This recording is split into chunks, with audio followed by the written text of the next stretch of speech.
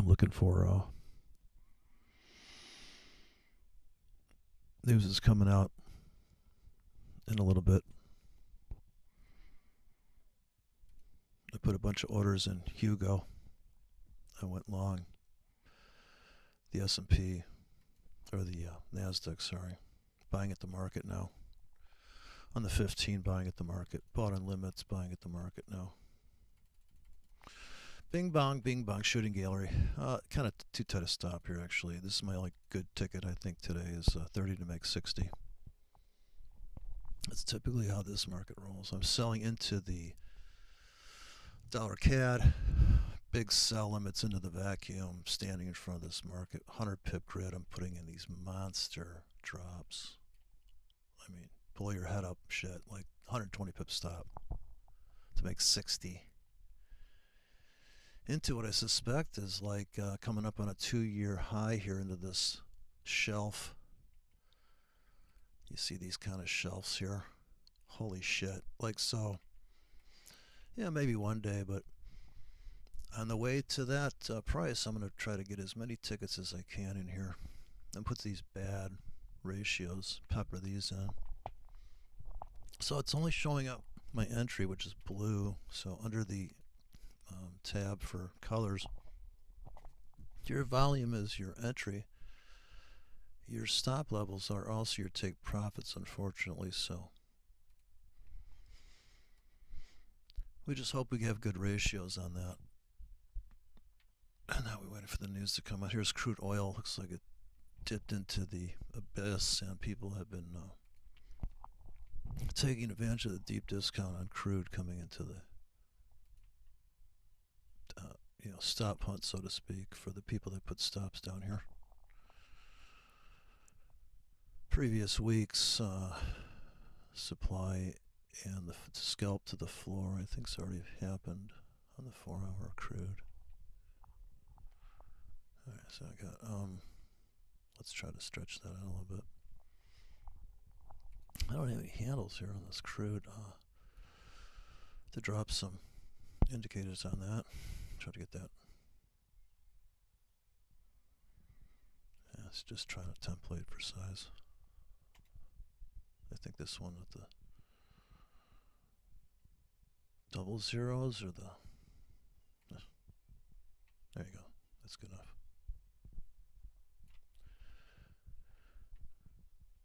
Yeah, so we dipped down there. I got daily crudes in this slot, a way back machine. But we still come down here, you know. We've seen that before. Deep discount. Currently, anybody that's long now, I reckon they're going to want to cash out at that white line on their scalps. So for the 4-hour traders, that's going to be this pivot, I suppose. Well, who's already taken profits, though? So the guys that bought this, they've cashed out. On the 4-hour structure, they make quite a bit of money, actually, even if they got greedy and said, well, after we smashed down there, we could come flying back to that. So you made your target there. Where else? Another bottom becomes a top. Bottom becomes a top into this supply. If you were to be real greedy, you could have had a limit here and got out here. You know, it's just how many vacuums are there to swoop through, honestly. You have like these little mini vacs here. So if you run trailing sell limits in there, very tight stops, you know. And here, are you going to buy this plunge, right? So the guy that says, oh, I'm just going to buy this fucking plunge here. Sure, I got you, but this is so big that we expect that to be filled very quickly. So the bigger the vacuum, the quicker the fill. You know, like if you see this hole. So the market's just meandering around these, and now the new vacuum is up here now, forming, and I think think we played this for our oil chart out. On the daily, so a daily vacuum, if you can afford to buy this, right? How rich would you be if you could just trade that box? And you martingaled in, so your biggest orders start here. So you just have to think deep, like we could come down here, would you buy it? I guess that's the thought. NASDAQ 15, still dicking around.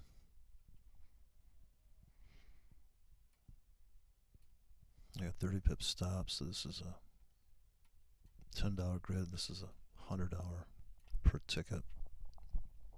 That's 15-minute chart. Here's the 30. So we've smacked off this ceiling here already today in the half hour, and we're waiting for the, I suppose this vacuum to get smashed, or the obvious other choice is they're going to take out the low of the day, and there's this giant vault that you could just smash into. So I put a bunch of 2-hour tickets down here. I've been dropping $200 stops in here, by the way. So a $200 risk on these tickets in NASDAQ. So this is literally $10 make 20 bucks, but of course the spread's about a buck. Look at it, $1.50. It's a $1.12 typically, unless the news comes out. But the news is coming out in 6 minutes, so I expect drama. We'll just take our risk. We're sitting at 3,500 bucks. We're in pretty healthy size. We're short into the Canadian dollar, into the news. This giant vacuum, that's the monthly Canadian dollar.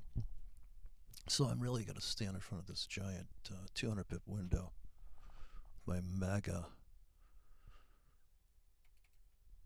Let's see how much punishment we take here in the next 5 minutes.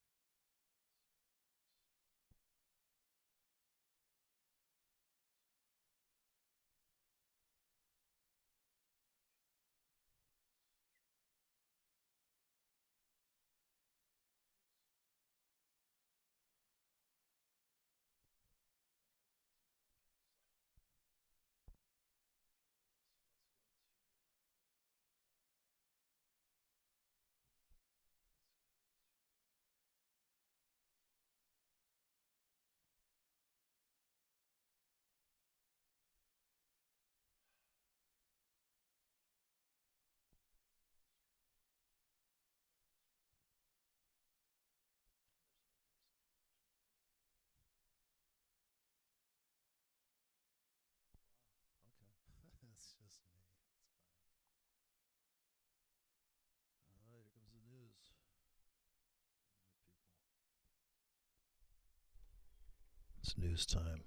Time for the news, people. Step away from your platform. Don't you dare trade the news.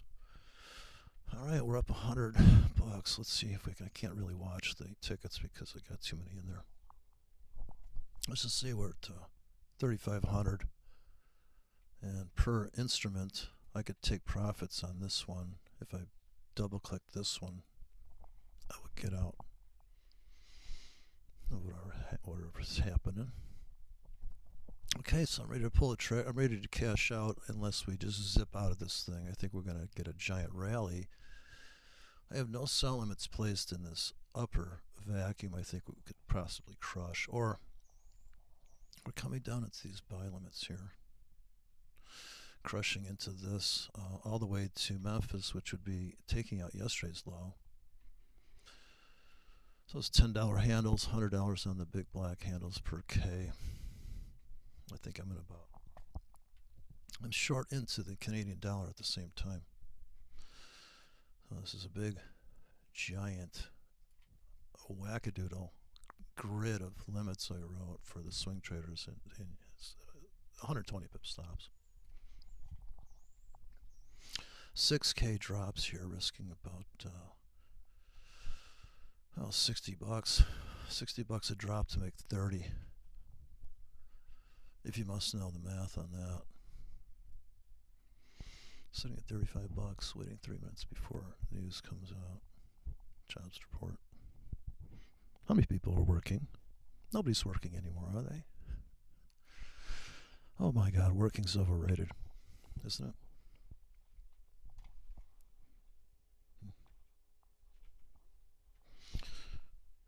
The hustle and bustle at $5 a gallon. It's too much. Too much. It's too much.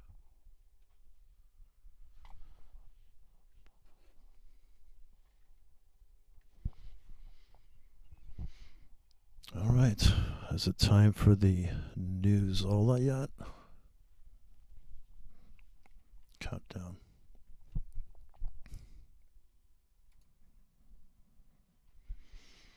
Okay. It's supposed to be the jobs report, right? Or are they going to postpone the jobs report because, you know what, we don't have time for that today. We got to go get ice cream. Does anybody have any ice cream today? I had ice cream this morning. That's how I start off the day. Traders, ancient trader's secret, how to have the right amount of ice cream in the morning. All right. Yeah. So far, holding 30 or up 110 bucks here.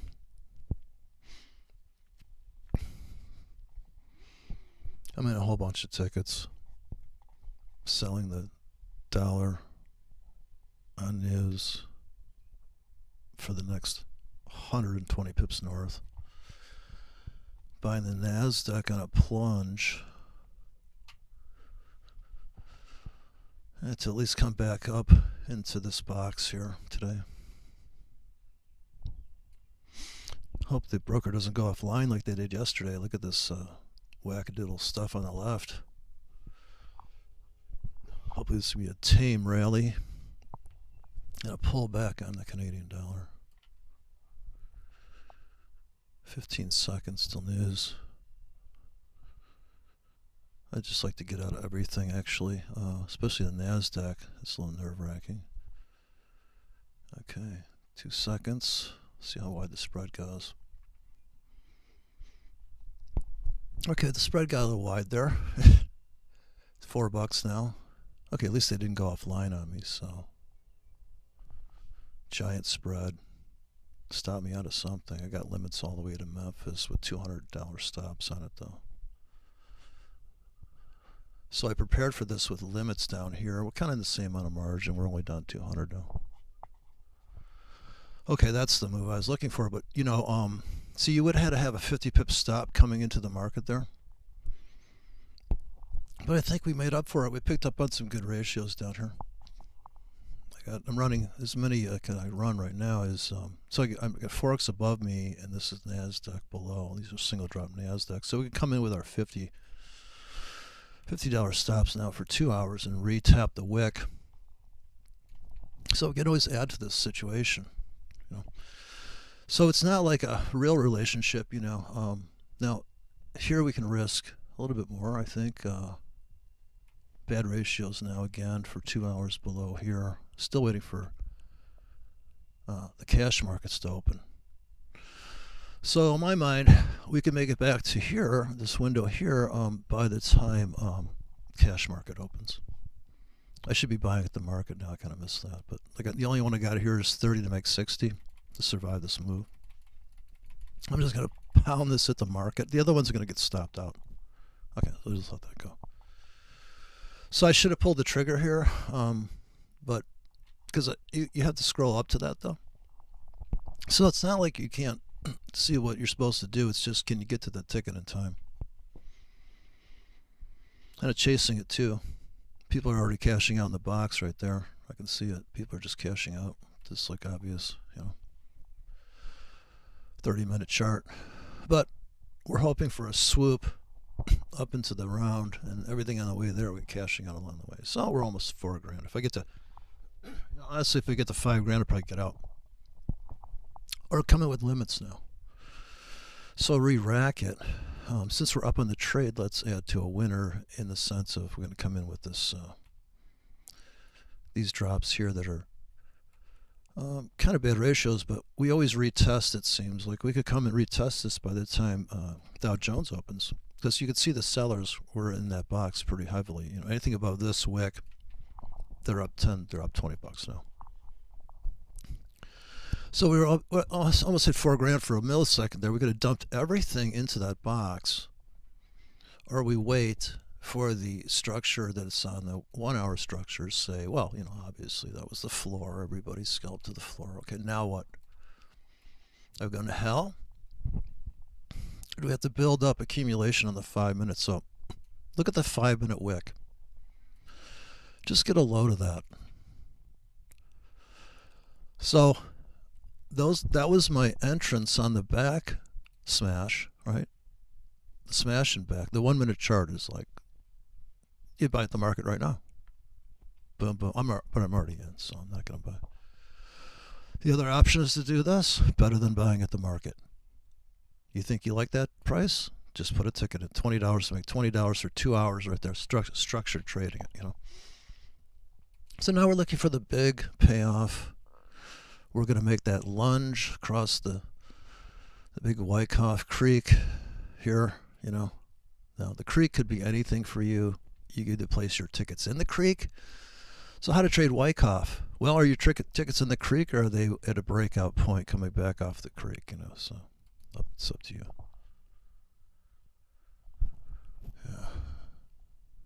Yeah, I know. I got limits down there. I can't wait to see what happens. So I've been peppering them for the pound too. I've been peppering. Here, well, I kind of want to. Here, I'll just do it inside of here. Actually, I think I got euro here. Yeah, so I buy euro. I'm under. Well, I got. I'm about to get filled, possibly on the euro. So this is one of these Mexican standoffs, I think they call it.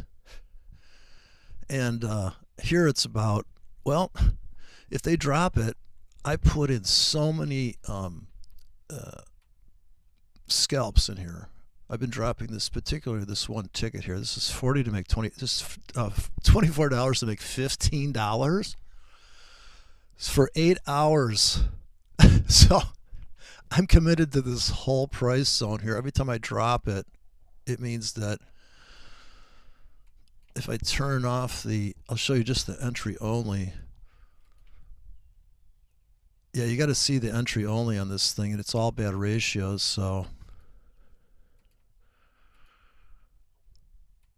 I'm getting it at the bottom of this box, and everything in that is bad ratio, designed to get out at the floor, at the top of the box. So I guess I'm box trader. I'm not a grid trader. I'm grid trading in the box. I'm picking so over the rest of the week. But that was the big slam. You know, this is the big slam off the ceiling. But which trade are we waiting for now? So if you put little icebergs in here, and you have little places, little notches to get in on these dead cat bounces here. And then you got another one down here. You just have to commit to putting a bunch of tickets in these, I suppose. In the end, you got to be committed. Not like institutionalized committed. That's institutional trading, but this stuff here, you know, like, okay, I'll buy lightly here, and then I'll buy heavy on this. So I'm actually not going to buy until it gets down here. And this is based on people that like to do. Everybody's going to see the same extension. This could be your channel. For whatever reason you want to pick. So I used to do this all the time with channel trading. I'd say, well, when do you think I'm going to hit this side of this channel? If you think this is the current rate of change on the Euro USD, then what do you think is the next foot to drop? And you can make this, you know, you could put the pitchfork on there so you can get more setups, right? You're going to make it in here like this.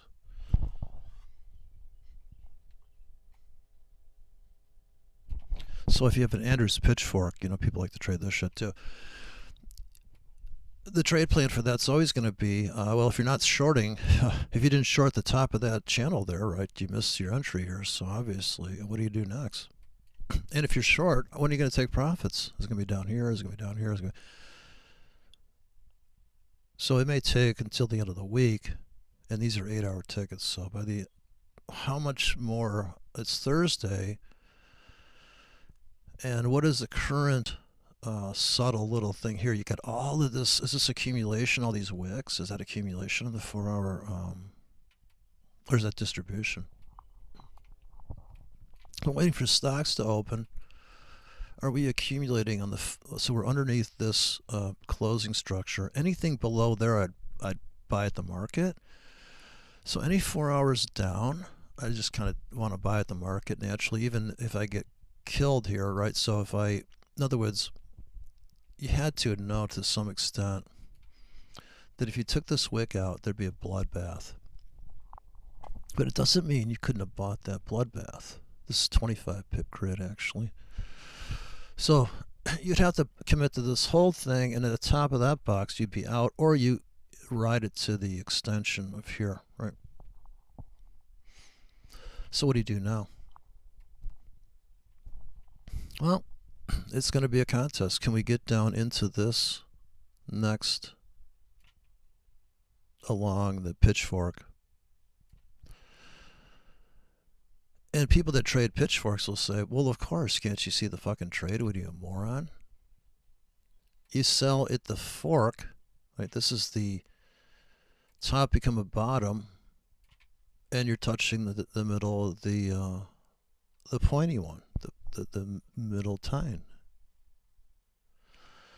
It makes total sense, but it's like, well, did you take that sell? And if you did, I mean, where'd you get out? Because if you didn't get out, they came back here, and if you had a stop here, right? If you sold this, so it's not really whether Gartley patterns work or not. It's just that did you rinse and repeat the trade? You know, were you able to go around and turn it?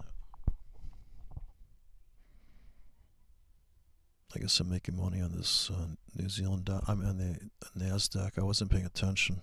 So we're back in the box. 5-minute chart. I think I'm going to cash out. Well, I think if we go up another 10 bucks, I think I'll get out up here. So right there, I think I'm just going to pull the trigger, wait for stocks to open, and put another rack in. So if I just get on this alone, I got to check on my Canadian dollar trade, see how much money it's making. Go to the so there's the 1 hour chart, and those are all my sell limits. Here's the crude oil is coming off the floor. It's starting to engulf. Looks like stocks are going to go up into that box again, but I missed my exit there because I was fucking around with the other things. So that's what that looks like. Because we were at about 4,200 right there. I definitely would have taken off in that seller's window. The next seller's window is, now it's here now, so the market just keeps on reestablishing. This is the next other ultimate seller's window. Each one of these slots, there's a very tall slot of about 18 bucks there, but now we're kind of stuck. But the 5-minute looks good for buy limits, so let's buy some more. Let's put some buy limits here. Put some bid ratios here. A couple bucks. Let's just make 20 bucks. Let's try to make a decent ratio down here. I think I got a here's a 20 by 20. That's not too bad, especially if you tuck it back on this top.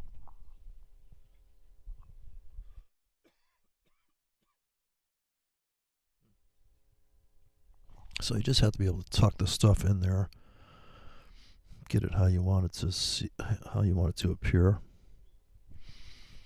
You gotta be able to see the setup coming, I think. That's gonna be the better way to go.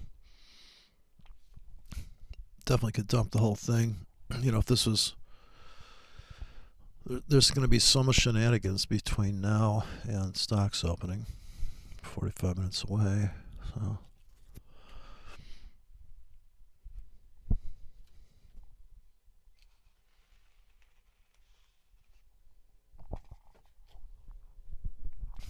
I'd buy at the market here, I think. Let's see, I'll just do a little baby 25 pips to make 35 at the market. 5-minute chart's going to update here in about 3 minutes, and I mostly have a little bit. At any moment we could swipe down. So always be aware, any moment you could swipe down here and just crush all these tickets and, you know, get mega overfilled. Just like now, like it's pulling back right now. So let's do this trade.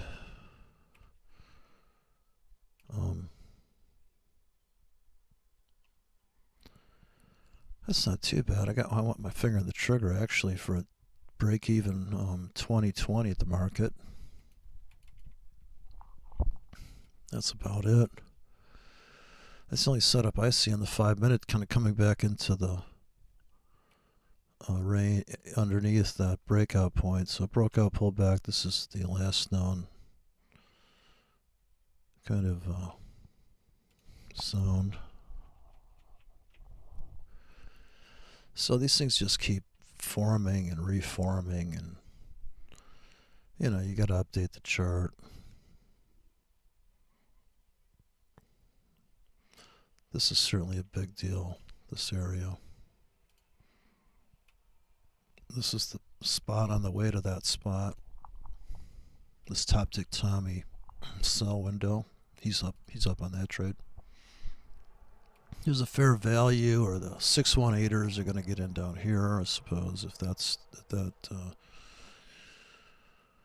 So put a ticket in there for them. So you can trade all these different ideas at the same time. 2-hour expirations, by the way, on these, so this is not that bad. You could fall asleep for 2 hours and wake up. So 2 hours to down here, I don't think so. But you know, hey, put a 12-hour, $100 to make $100. Just take this and make a expiration of 12 hours. 100 to make 100. Then you could survive all this drama, really. You could have done that trade here and made it at least $50. So in the context of everything out there, here's where we are on the 1 hour. We're buying this, and we're looking for high drama up into, take out the high of the day, which is way up here, but I'll just try to make it to the round. Or just come up, just take out the high of the last hour, please. So there's the sell window. If we go to the half hour. All right, so I got my targets up there already. My 60 pip targets up here, those are the ones. Also, we got filled on some of these 50 to make 80s. I have a couple of these blended in.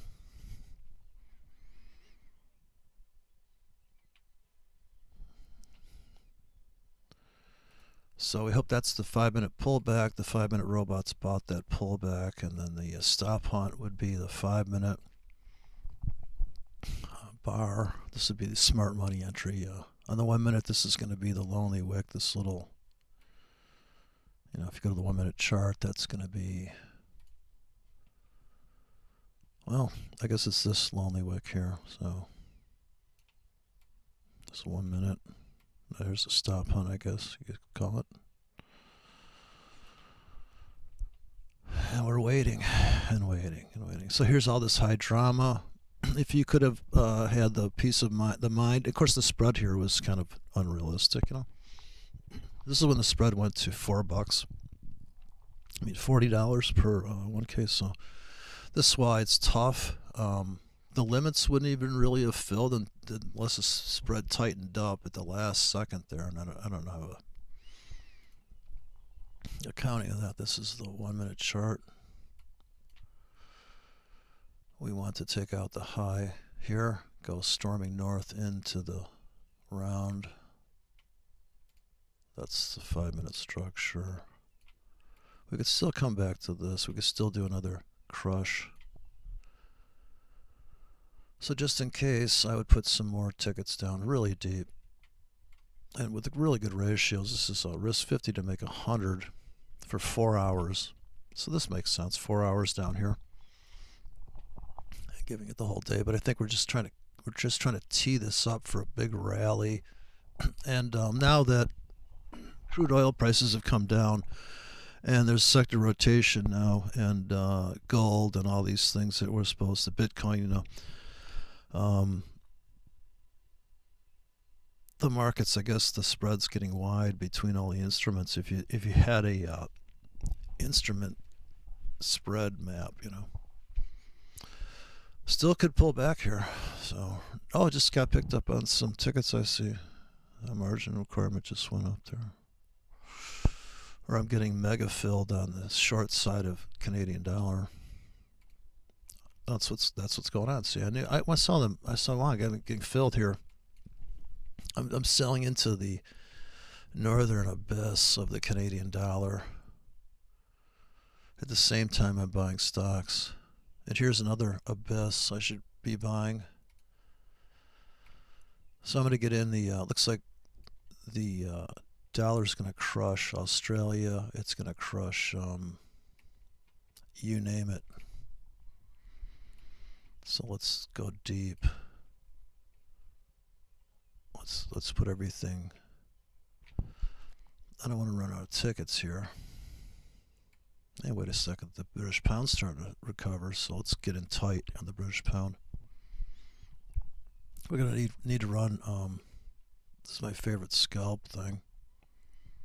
8 hours for that. That's my no-brainer trade. Is the euro gonna go through the floor? I'll put another, whatever the broker's gonna allow here. So this is standing in front of the right up into the middle of the pitchfork entry. Counter trend trading it, so you know I can see their targets, so this is going to be my entrance. Their target is my entrance. Looks like we got a market order here, 15 minute. Let's pull the trigger here. Trying to make 60 pips on that pullback. On the 15.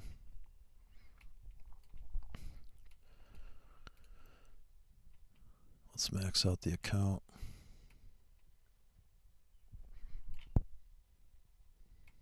Everybody's came all the way back to that top. So we could have dumped everything here and reloaded. So if you're not lazy, there's a lot of money.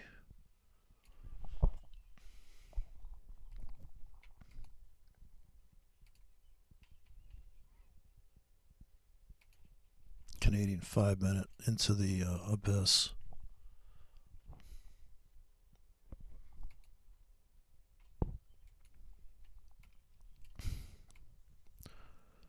Looks like we're keying up for a big punch north here on the NASDAQ. Came all the way back to the starting gate. So that was like a 618 for P. That was like a 50% pullback zone, right?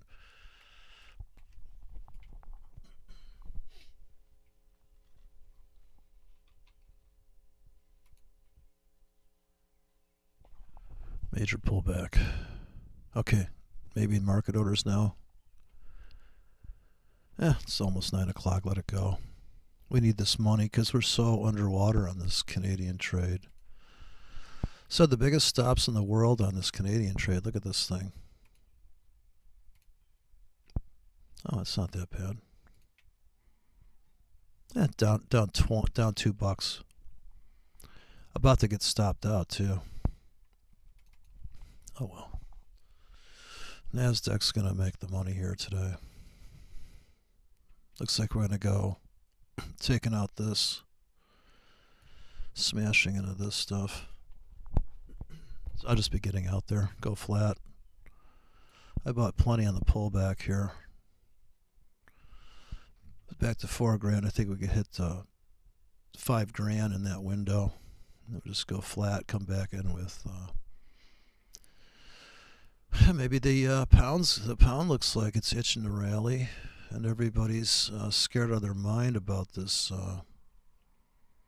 We're on the edge of the cliff again. Crude oil's coming off the crude oil. People are cashing out into the floor of the what do you got here? I'm gonna make that a little more.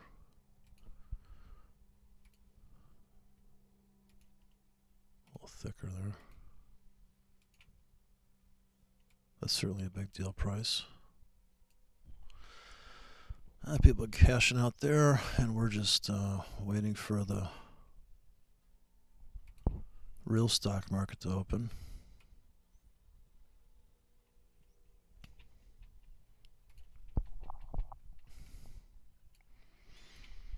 I guess people are putting trend lines in like this. But this is going to be the shoulder. This is the floor. We smacked into it, but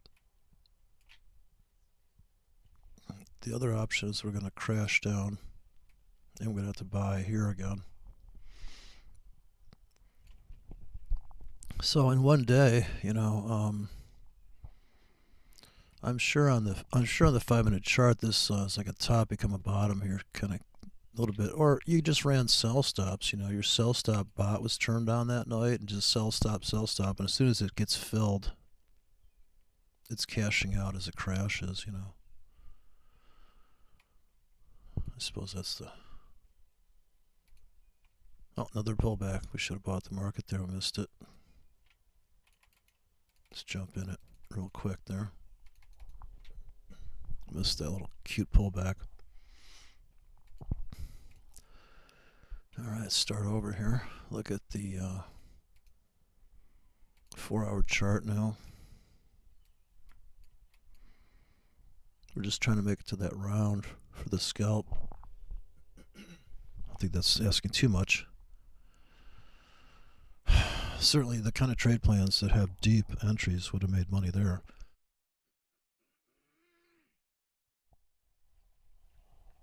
That should be painfully obvious, those kind of entries. How much moolah? Isn't there a guy named FX Moolah? Big bucks FX here. Super big bucks FX here speaking. I'd like to talk a little bit about the lack of market structure, the lack of respect for my stops and my targets. Thank you very much.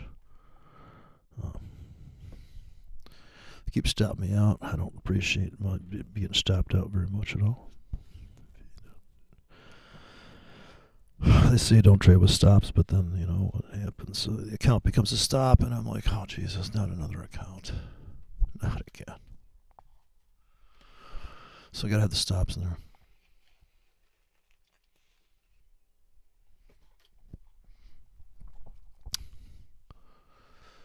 All right. Another brick in the wall.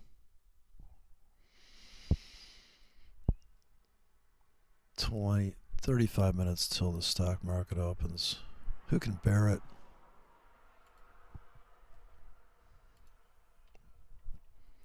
Got filled on the pound.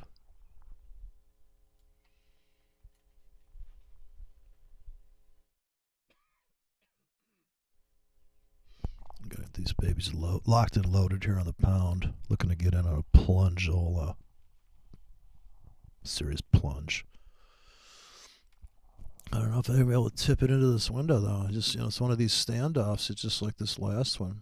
How far would you smash it in there?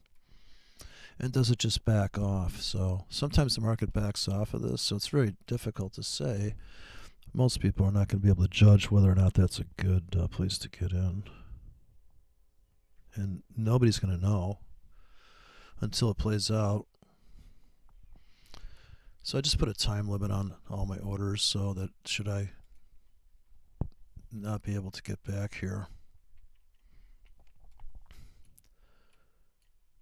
I think we should put some bad ratios up here now. Well, we haven't got in yet. Here's a break even.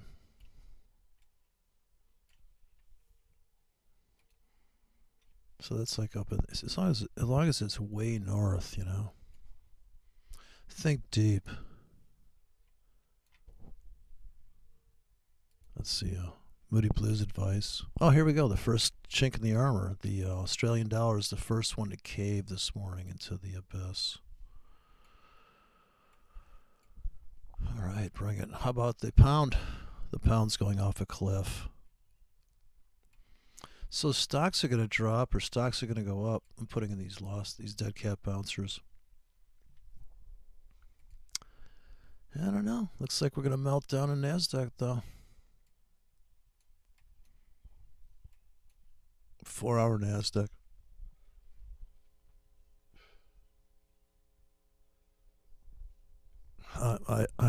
My 15-minute chart's all obscured by the giant wicks on the 4-hour chart. Jesus.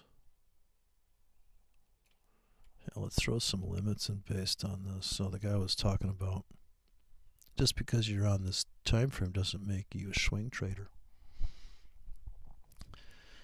So I'll risk I'll put a $50 stop here. So I'm going to scalp the wick. And we don't have a ticket here. How about down here? Bottom tick Betty. The best thing you can do is stagger the tickets so you get a lot of coverage, you know. Stagger those tickets.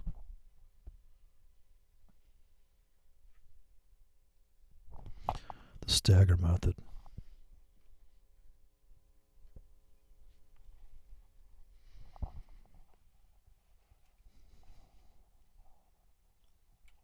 I'm trying to make $10 here, risking $20 for 2 hours. Same thing here. So you could actually just trade this chart, the 4-hour chart, but well, you'd have to get in and out, you know. There's not a lot of setups here actually in the 4-hour chart.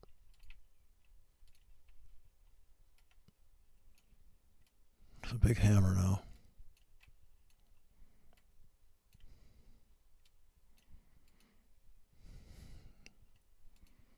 We go smashing through this thing and climb out of the hole. 30 minutes. 30-minute chart. Big pin bar for the last 30 minutes. Still trapped under the floor and still haven't gone down and smashed these people. Or all the peoples. All the stops on the way to those peoples. And everything in this big shelf. The next abyss. Now we're hoping that we can break the trend line here. This just means that we have a giant triangle we're trying to resolve that's been going on for 2 days. On the half-hour charts, we're in the middle of fair value. We're stuck under this closing price. Here was the pivot on the half hours. And now we're just trying to fill this hole. And I'll be out, hopefully with $5,000. And then hopefully so the sellers came in here on crude, and now we're waiting for the sell-off that never comes. Canadian dollar. I'm standing in front of the train here with, I'm only underwater like $20 on this, but it's the principle of the thing.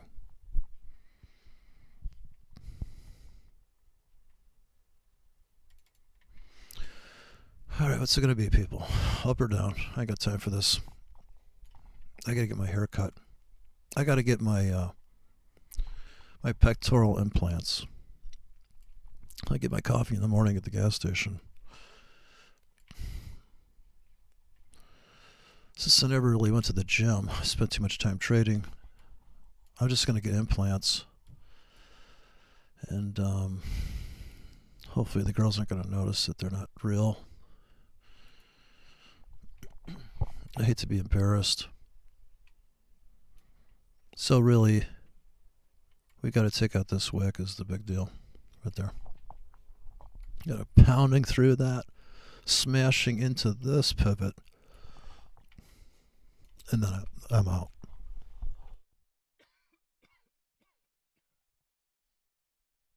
So for me, this could happen in the next 15 minutes. I'd be fine with that. So we'll just go smashing north, cash out, get to $5,000.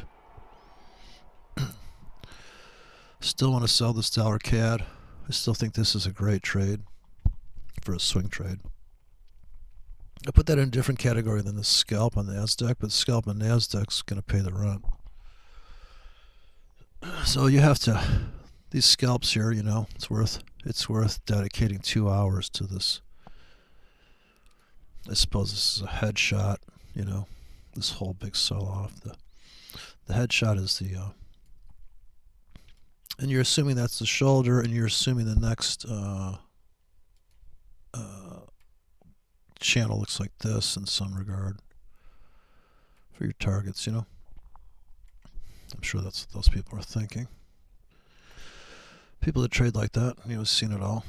We've seen all this kind of and so even go one up, you can make a pitchfork out of it too. So give you the upper projection. So that puts you up here, right?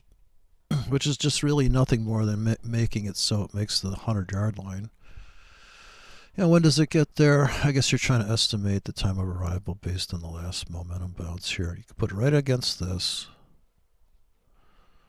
It's the idea of putting a GAN angles on. It's just angles so you just have some kind of estimated time of arrival. You don't have to do it. You know, we all know there'll be sellers galore up here just dying to get the fuck out at that doji because they bought so much based on this trend line, right? How many goobers had a trend line here, you know? I'm just going to hold this trend line. Or here, right? So this is a trend line break. Trend lines do break. They really do work. I mean, this is just a smaller triangle. Here's a triangle inside the triangle inside the triangle. If you go to the 1 hour, you know, yeah, you can't see all that analyzing there, but I think the half hour is probably, depends on your lifestyle. You know, how many ins and outs do you want to do? Same thing in sex. But it's that kind of thing. Do you want me to just go deep once, or yeah, just like swing trade me? Swing trade me all night long. I am coming out with the forex how to introduce it's called forex instead of foreplay, instead of forex. It's called forex. Well, we got to do scalps to pay for the champagne on this one. I'm ready to get out at any moment. As soon as we'll be scaling out all the way to here, and we're waiting for the dollar CAD to stop going up. Looks like crude's ready for a tank. All these pivot traders sold there. So we could get a nice smash down. More crude selling off to come, looks like. Although the euro's stalled out. The euro's stalled out here. It refuses, it's got its arms crossed, it refuses to tank into my glorious geometry.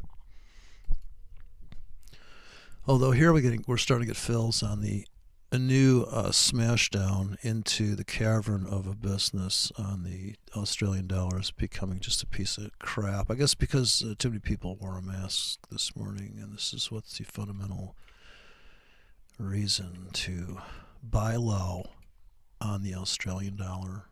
Very low. Sell CAD, buy Australia. Those usually invert. Not perfectly, but maybe buy some more crude there. What is the story? We're coming out of the bilge of the ship of the utter beatdown of the NASDAQ. 15-minute robots bought that pullback at the market. Those trend bots just went long, so we're already long. We'll just let it go. You gotta let it go, son. Can't be worried about every tick. Okay. Let's go for the half. Let's go for the big kahuna chart, the daily chart. Holy mackerel. What a beatdown. That's been a tough week for the NASDAQ with all the chips. And that guy resigned from the Elon Musk chip in your headset, I see. Is that hope for mankind? I don't know. And you make the call. Stocks open. I like the half-hour chart because everything happens on the half-hour. The news comes out on the half-hour. The stocks open on the half-hour. There's only 48 bars a day. How could you fuck it up?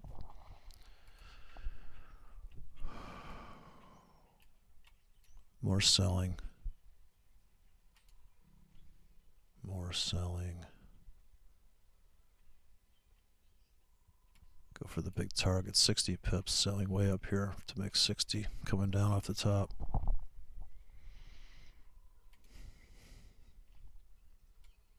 That's my sell window. 200 pip sell window on the dollar CAD today for 8 hours. I pulled back again. Let's put some limits in. Let's do this again. Let's re-rack this stupid trade. Let's try to make 80 bucks now with a 50 pip stop. 50 to make 50.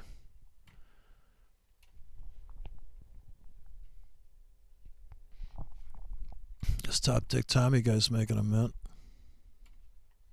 Let's get out where let's get in where he's going to cash out.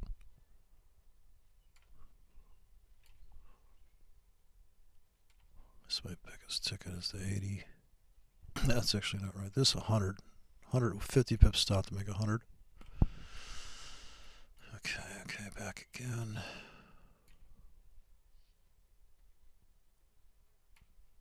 Still waiting for stocks. So big accumulation, I'm assuming, here under the floor for a big rip north, or I'm going to go down and have to buy more. I got all these limits in here ready to buy more.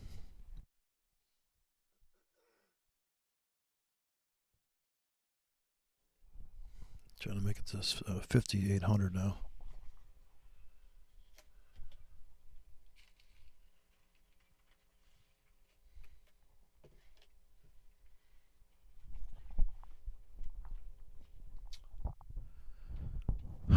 What was the jobs report? Probably it's not a very big number.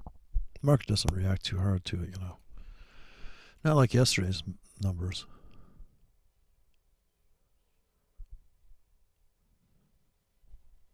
Okay, unemployment claims are up, of course. Oh, man. PPI's up again. That's all right. Everybody's going to get rich, but nobody will be able to afford anything. It's perfect. It's a perfect world.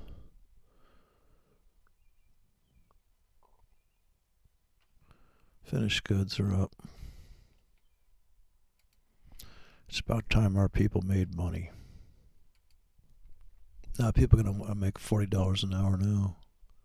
That'll be the next Democrat play, is to offer people even more money now. I could offset that price at the pump for you. Okay, we're sending everybody a check by the end of the day. Look in your mailbox. Okay.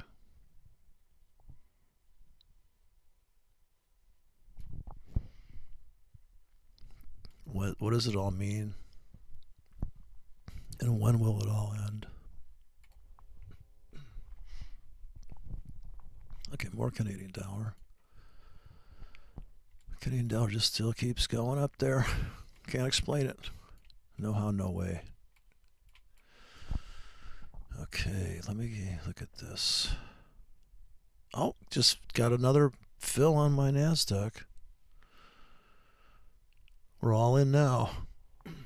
Seriously building a major position underneath that white rectangle, that little slot. $3 slot.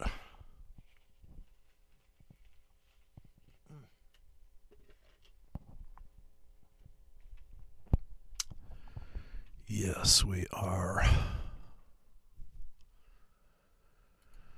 All right, so it's very exciting. Very exciting opening to the stock market today.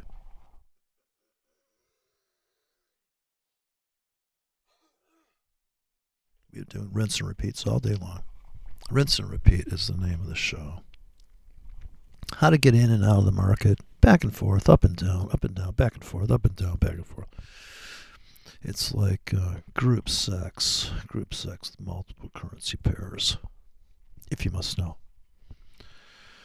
But who's asking? I'm only asking for a friend, if you must know. Yes, if you must know, it's only the friends we're asking for. Major, I got stopped out. Got stopped out on my tight stops, getting filled on more limits now. I'm going to put the greedy tickets in now. $50 to make 100. 50 to make 200. Half-hour drops now. Uh-oh. Overfill.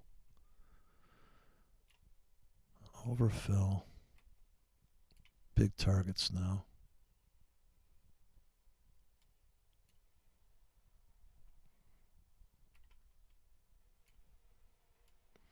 Okay, so I got some scalps built into that. Still in the same size position though. Waiting for another spike down. Like I said, it's either this is bookends here. This is the abyss. I put some 200 pip stops on some of these tickets, so there's no way they're taking me out. Unless we run out of money, there's no way I'm getting out of these trades.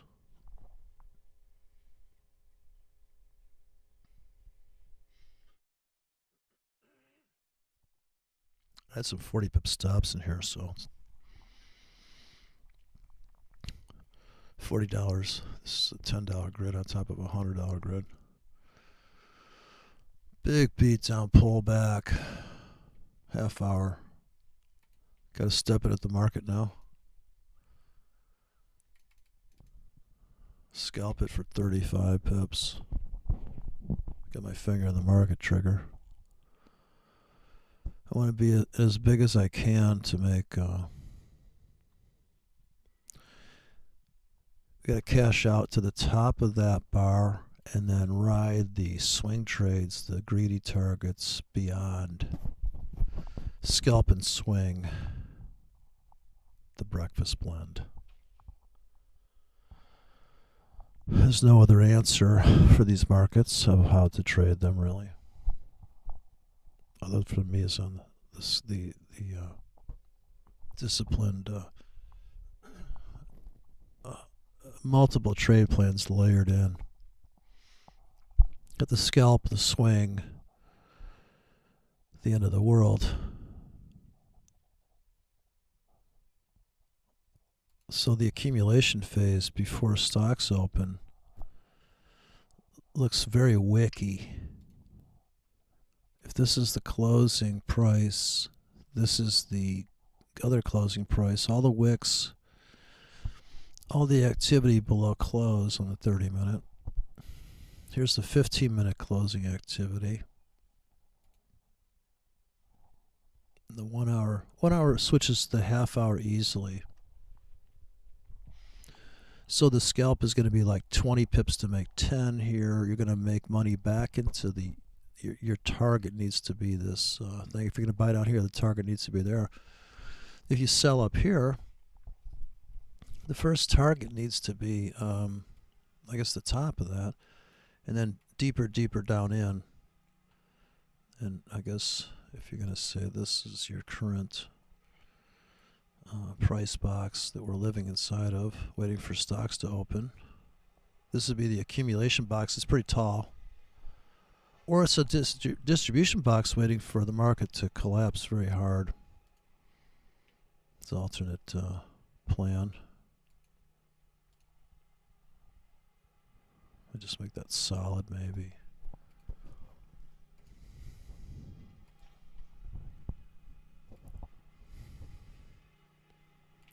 So here's your closing box is the line chart. And the wick box is bigger. So we gotta get out of this box today. You'll set your if-then statements up here.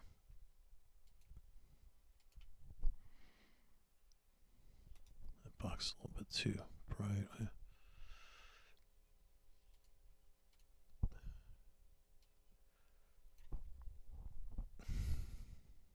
And we're waiting for the 15, guys.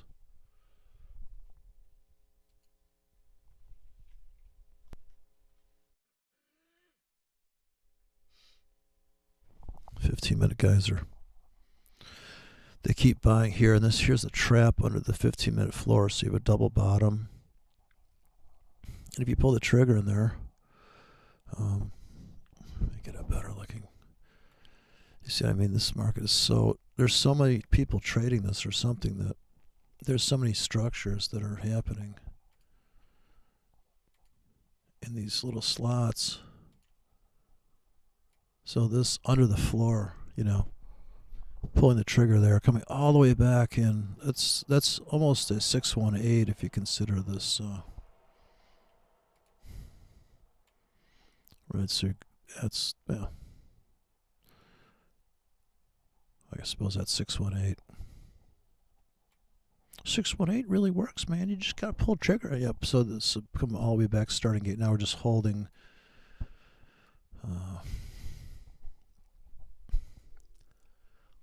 We need to lunge above the white bar, crash out of this brown box, and go smashing north. Otherwise, it'd be a bloodbath down into this price, and we'll buy down there. But I think the account will probably be blown up by then. So, still selling the CAD.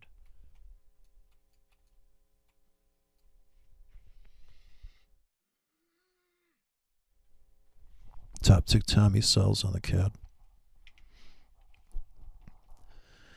Not selling too heavy. There's the half-hour chart.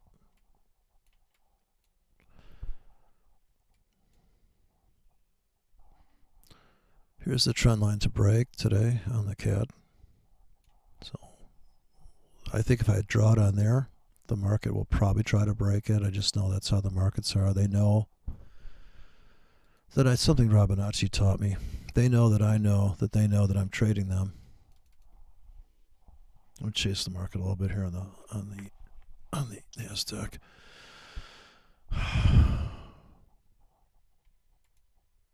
The pound is dipped into the abyss, and the Australian dollar is attempting to crash into the abyss. All of my geometry here is going to pay off. I talked to Kelvin this morning. He assured me. Now let's chase this fucker for a little bit. 5 minutes. We're knocking on this supply zone now, or this floor.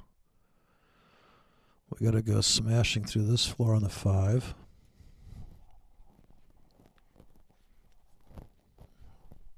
Our sellers are coming in there, and they're going to smash it down. So here's a pivot, last known pivot.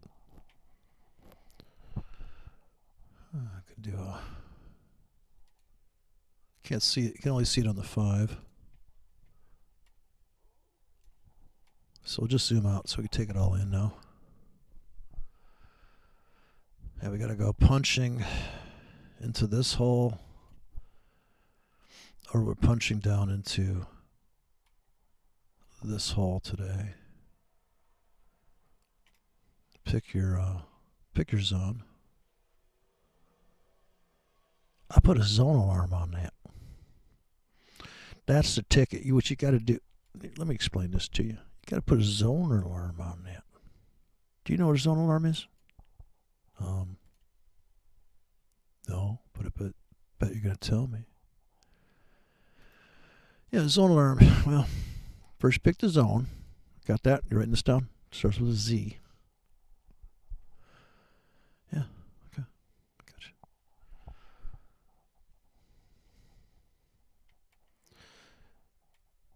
Of course, this is the promised land, I must say, up here.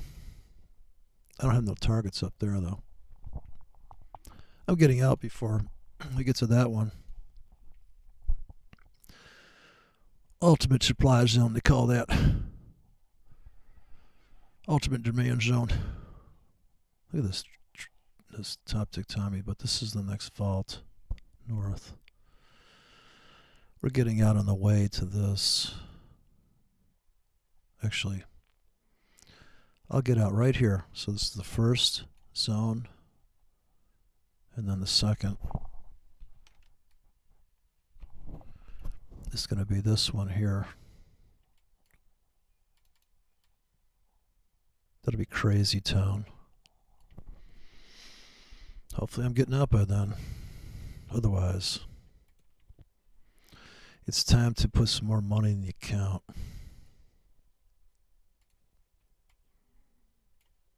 All right.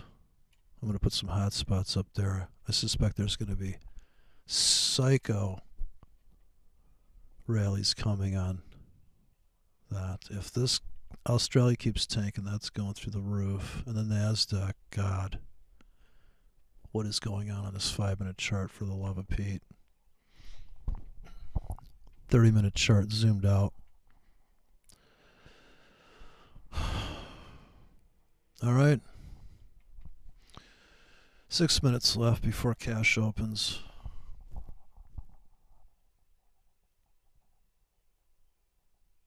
It's a do or die situation now. Futures meets cash. It's just treading water. Just treading water, waiting for a decision to come in, waiting for the jury to come in. The auction jury. Should I get the auctioneer guy's voice going?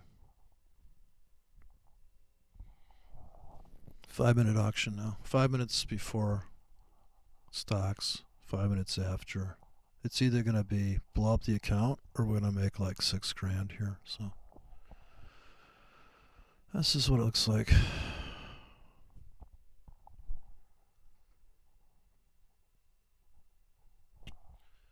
Yep. 4-minute warning. Here we go.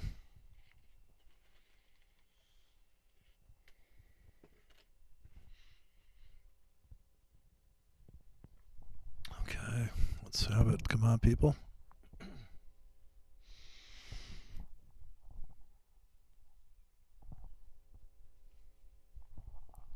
TikTok. TikTok.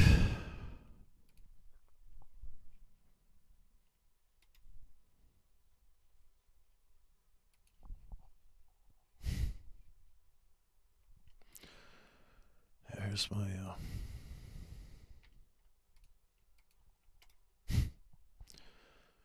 I don't have the right colors for anything on this platform. Sitting at 35, waiting for the opening bell. Bing, bing, bing, bing, bing, bing. Wah, wah, wah. Stocks are probably going to get clobbered on the open. Are stocks down? I didn't even look. I suppose they're underwater right now, right? I don't have the stock market up.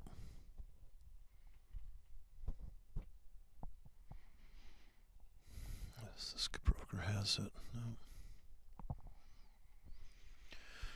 I'll just sit here on this trade. I don't know. I got to wait for the Dow to open.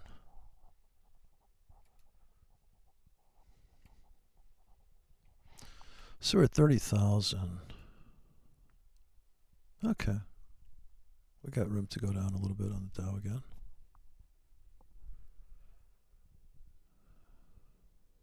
We're down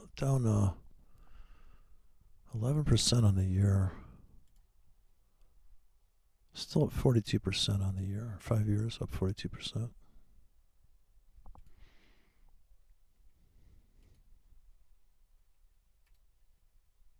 Okay. The biggest sell-off is 6 months. 6 months down. Big time.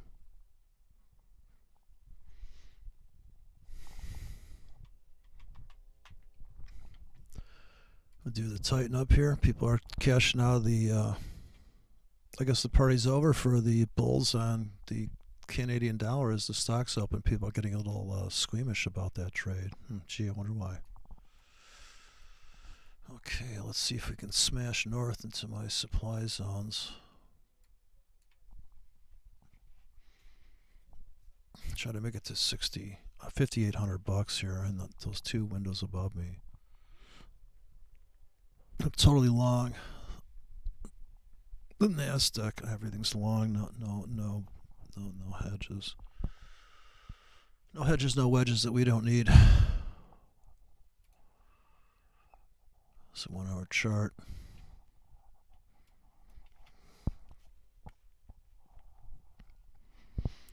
Here's a little baby vac. 2 hour vacuum there. Right, you could have just scooped that up, but it kept on rinsing and repeating down here, so a little deceiving. I mean, how many times we dipped down there, my God. Forget about it. All right, tick-tock, 30 seconds. Still at the same equity. Oh, getting killed now. Big pullback coming in. I suppose the spread's going to get terrible here right when stock's up. I got to stare at the spread a little bit. Getting crushed on the Canadian, I suppose.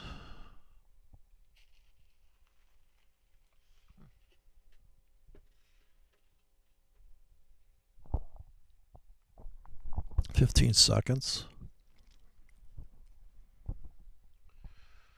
Okay, 7 seconds. Do or die. Boom. This cash is now open. Got 5 minutes. We got to ride the bull for, I think it's 8 seconds in a bull ride, right? Is it 8 seconds? Here's the 8-second bull ride. 15-second bots are in. 15-second traders are trading. Go north. Big squeeze. Stocks are up. Crude's down maybe. Canadian dollar is coming off the ceiling. Crude's tanking. Euro's tanking. Australia's tanking. Stocks are up. And I think stocks are going to lead the way, and the dollar is going to get killed today for my scalp. So big beatdown retrace tonight. Oh, that was a harsh pullback. I guess we scalped out of something, it looks like. Uh-oh. Uh-oh. Uh-oh. Beatdown. Beatdown. Uh-oh. Got to buy at the market. Got to buy at the market. Uh-oh. I got my market orders ready. Okay, 30 pips. It's not a big enough stop. So let's buy that. Now I'm in super big. I don't have the right stop. 30 pips doesn't look like enough. Spread just went to 20. Let's throw pendings in then. Let's try to make 80 pips down here. 80 pips with a $200 stop. $120 stop. Here's a big, this is like blow up your account stop. $200 stops to make 120 pips.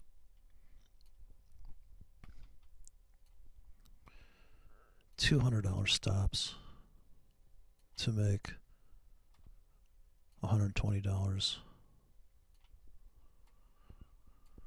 Big smash and grab. Let's buy at the market. Looks like they raped everybody there. I don't think I got a wide enough stop on that. Okay, now I'm in. The whole account's in. I'm using all my margin now. Okay, now we're coming back. It's only stocks have only been open for what? What are stocks down? 400? They're down 400. Wow. This is the wildest market I've ever traded in my life.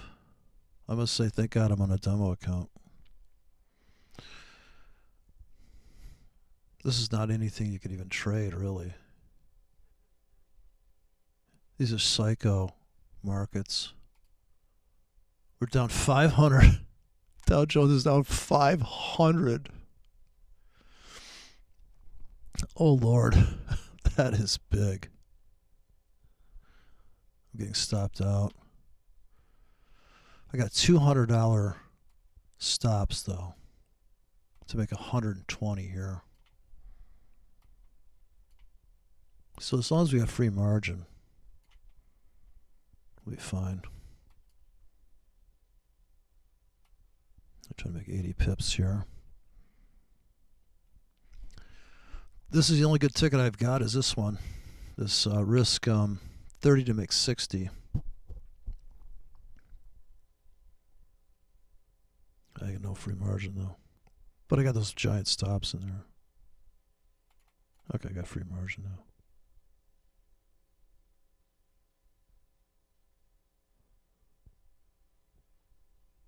Stocks are down like 700. Look at stocks are down 700. Wait. I'm gonna all I got left here is my 30 pip stop, so I keep on you got me on YouTube. Yeah. So here, yeah. Yeah, I don't have a 50 pip stop, so I have to yeah.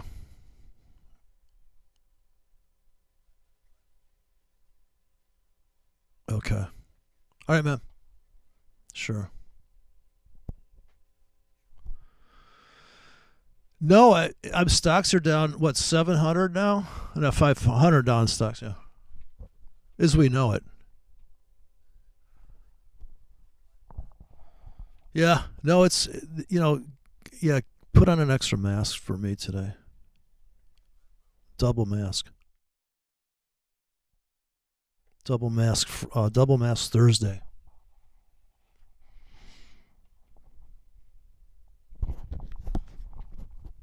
So I need bigger target. I need to rewrite this script right faster.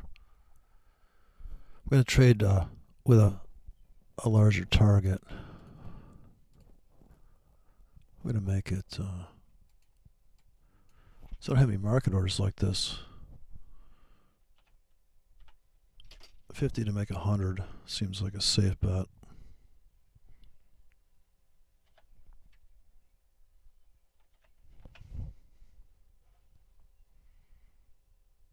Okay. 100. All right, 50. Pretty wide stop.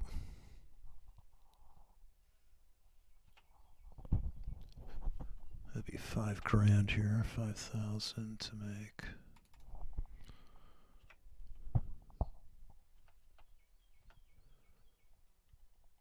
Let's see if it launches. Okay. Okay. I got enough margin to use it. Okay, here we go. Market order. $50 to make $100, and you need $60 in the account for this ticket.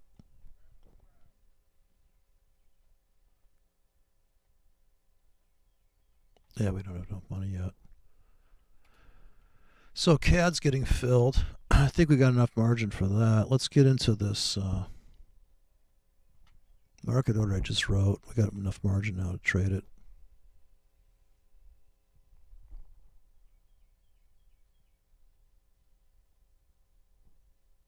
stop me out of my other tickets. Okay. All right, so that should make us $100. Now we have to go to the 1 minute chart and try to scalp out of this.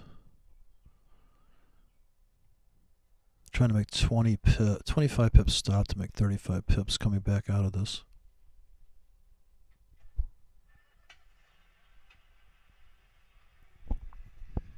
I just gotta wait till we got enough margin.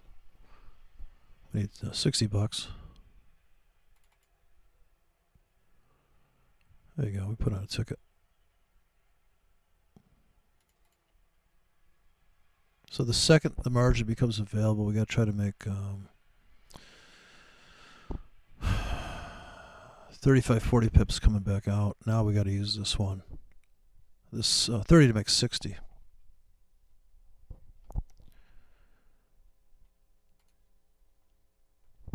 So the Australian dollar is coming into my buy limits. I have enough margin for that. We had to cash out of the other ones to pay for these trades. Here comes the Abyss trade on the coming into the triangle. Yeah, the 1 minute. So we got to stay on the 1 minute here and try to scalp in to try to make 20 pips here, break even.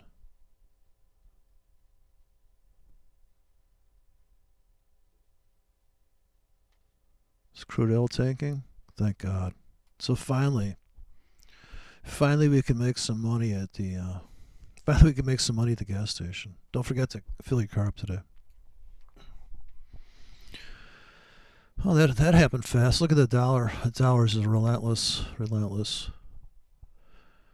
All right, let's stick with this. We're going to try to make ourselves, as soon as we get a few bucks available, we need $60 of free margin, and we pull the trigger.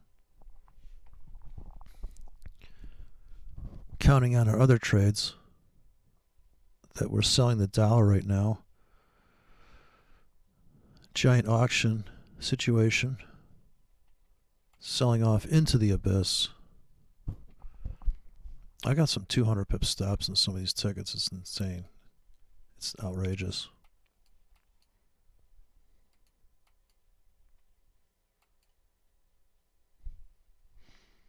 We're just going to have to buy it as it comes screaming back up.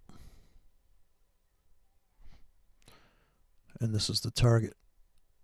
This is last known floor. So all these tops become bottoms.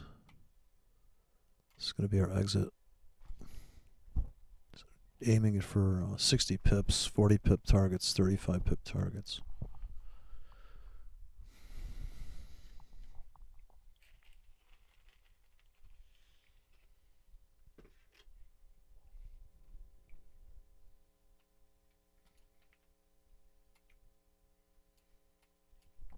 Euro's going into the floor.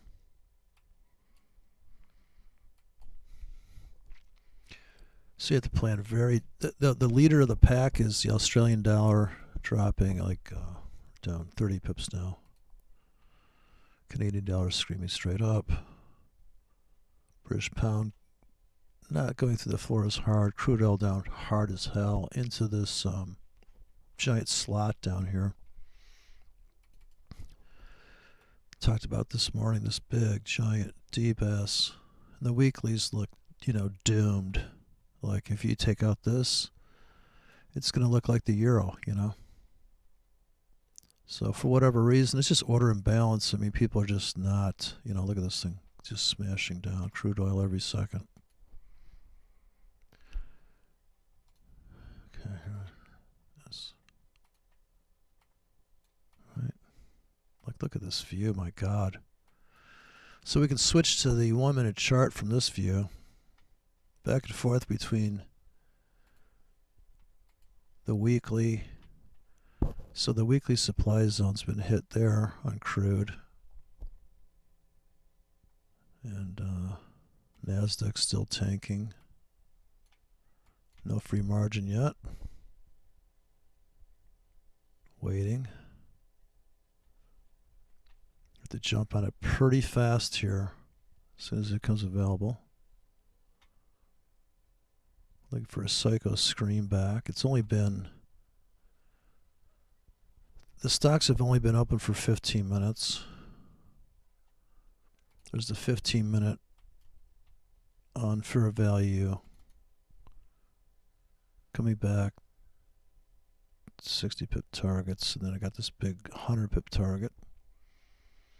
We just have to scalp out of it on the 1 minute, so we have this accumulation.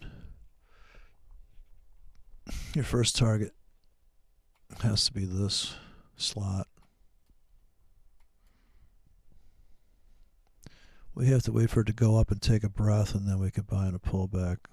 There won't be enough margin. We have to come up here, come back, or just ride it out. They can still blow me up here. So I put as much margin as I could in that. I don't have a 30-second chart. You almost need a 30-second chart for this. So the only answer is to put up the tick chart. That's going to be the only way to get around that. So add the market watch.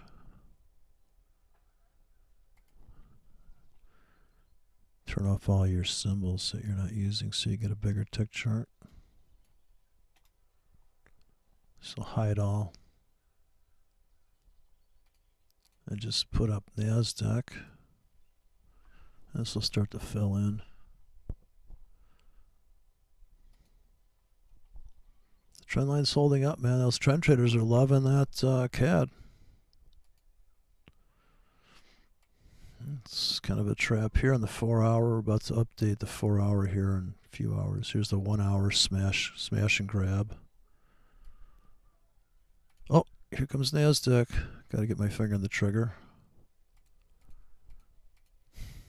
I certainly need some tighter targets, I must say. All right, we're just going to go with these guys.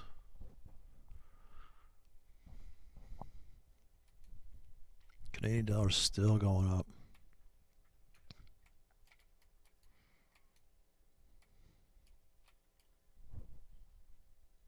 So if there's not enough margin, these tickets will just disappear.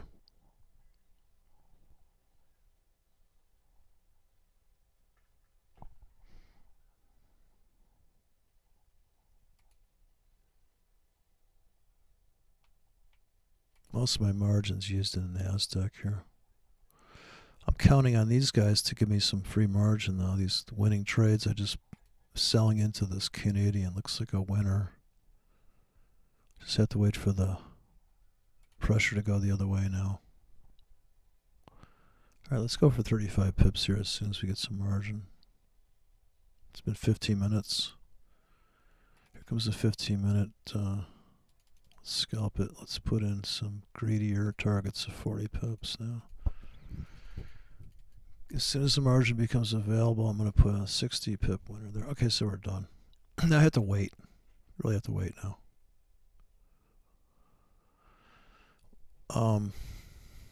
I could put buy limits beneath it. So we're starting to cash out. Yeah, you just have to wait now. Got to smash this floor. And that is a typical smash and grab. Plenty of free margin, but we got to cash out and then come in with limits. So just to do it the way you're supposed to do it, you're supposed to go like this now. You know, close all profits on this instrument. Now re-rack like this. Okay, you got to re-rack. All right, so, and then you could put your big greedy targets on the retest. Plus, we actually just dead cat bounce down here. Here we come flying back. So.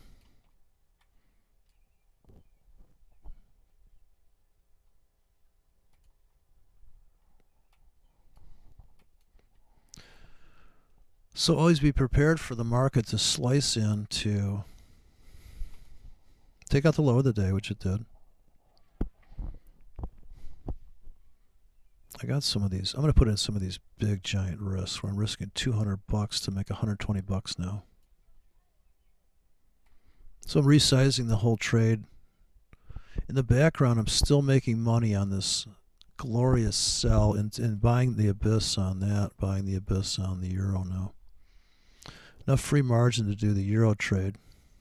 The problem with the NASDAQ, this is gobbling up all my margin. It's just a hog. Here, a 50 pip stop to make 50. Here's 50 to make 100. All right, who doesn't want that trade? So retap this. Here's the 5-minute chart. Came screaming off so the scalpers dumped at the last known low on the 5. I re-racked. I'm putting in the risk 200 to make 120 down here. The stock market was down 512, down 552. Wow. It's volatility with a capital V. Buyers came into crude, it looks like, for this monster drop of $8 off that supply, off of that structure. Wow. CAD's making money. Now I feel like getting in with these 50 to make 50. Re-rack this 2-hour wick now. It looks ridiculous on the 5 to do that trade, but honestly, on the 1-minute chart, it looks like a genius move, because on the 1-minute chart, you're buying this top become a bottom. On the 5-minute, you really put limits in there. So the 1-minute chart says, yes, you're putting limits in this little backfill void that you may never fill, And the get it done guys, they're buying it right now at the market. But we did been there, done that. So this is about $4,000 in the account here just before cash opened. And then the order in bales is too much. Now we're looking to cash out into this. And the Canadian dollar is pulling off the highs, giving us plenty of free margin. But we're not doing that trade now, because I guess I could buy this thing at the market, but I'm gonna let those go the way they are. So at the end of the day, we might just be back to $2,000 where the account started. But we've been to $4,000. We've been to $600. I think you saw that a couple of times. It's just about, like here, buy at the market maybe. You'd have to babysit the 1-minute chart here and just say, okay, well, how about we just put limits? And so I did that instead. I put a crop of limits in this touchback zone. But I could also be like this. Let's just get at the market. My God, man. It's now 10 minutes before the top of the hour. Let's put in a couple greedy targets of 100 pips, risking 50 to make. I'm just going to double click. I'm missing a 40 pip stop to make 60, all that stuff in between, right? And this is going to be the lunging out of the 1-minute. Now we just go. Now we have to make a catastrophic lunge and engulf this whole thing and go full auction. Take this shit out now. So we had to come down and get the fuel to come here. So I'm cashing out all the way to the top of that box, and then I guess slightly beyond. I got tickets slightly beyond. Running out of margin here because I added at the market. So we're down on margin. So I could free up margin here by cashing out of this guy, but it's not too much. We let this one make money. Coming back the other way. And so this one, the 1-minute chart, that's got to go up. Looks like they already top ticked Tommy at the round number there, so it's pulling back now. Running out of margin again.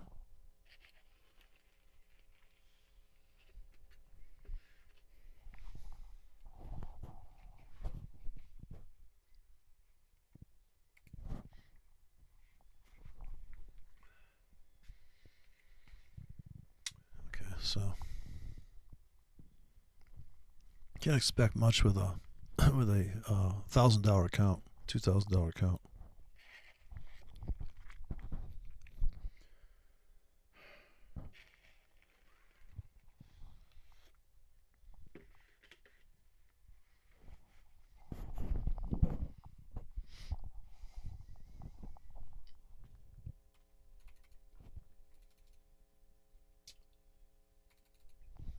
I buy some more there? Came back and touched that window.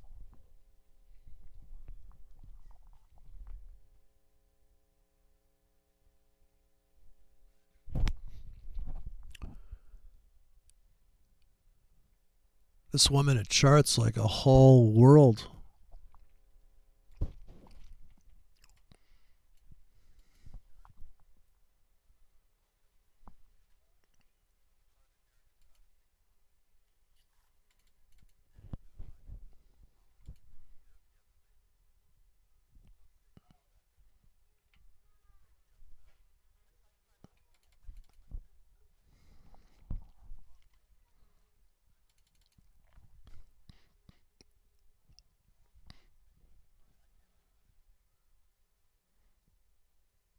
Yeah, I thought you were going to say she jumped out and said, "Have you seen the NASDAQ drop?" She's trading it on her phone. She jumps out. She's like, I'm actually wanted to ask you, what do you think about the standard deviation of the NASDAQ today?" And you're like, "Lady, get back in your car. You're not allowed to ask me such a question." Step away from the gold chart.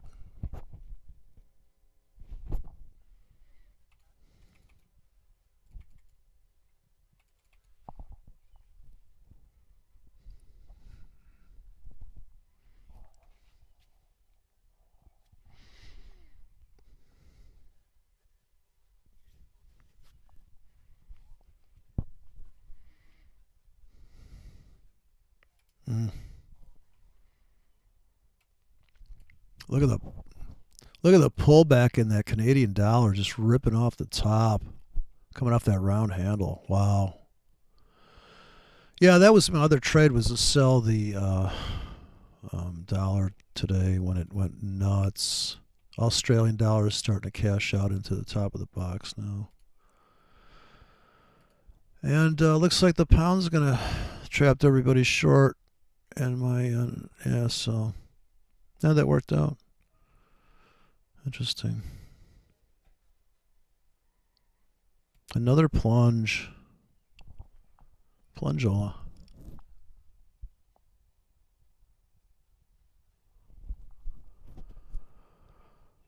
Oil. Finally a discount at the pump. We fell into that window on oil pretty hard. They took it up though. They took it up to the supply zone, then dumped it hard. The buyers are coming in, but I think it's going to drip down now. It's going to be a dripping trade. Jack the Dripper.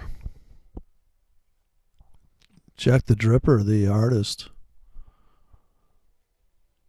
The Pollock trade. I'm using Sidney Pollock. I'm using the Jack the Dripper approach. Jack the Dripper, where he just put a bunch of different colors of drops on the canvas and made a mint.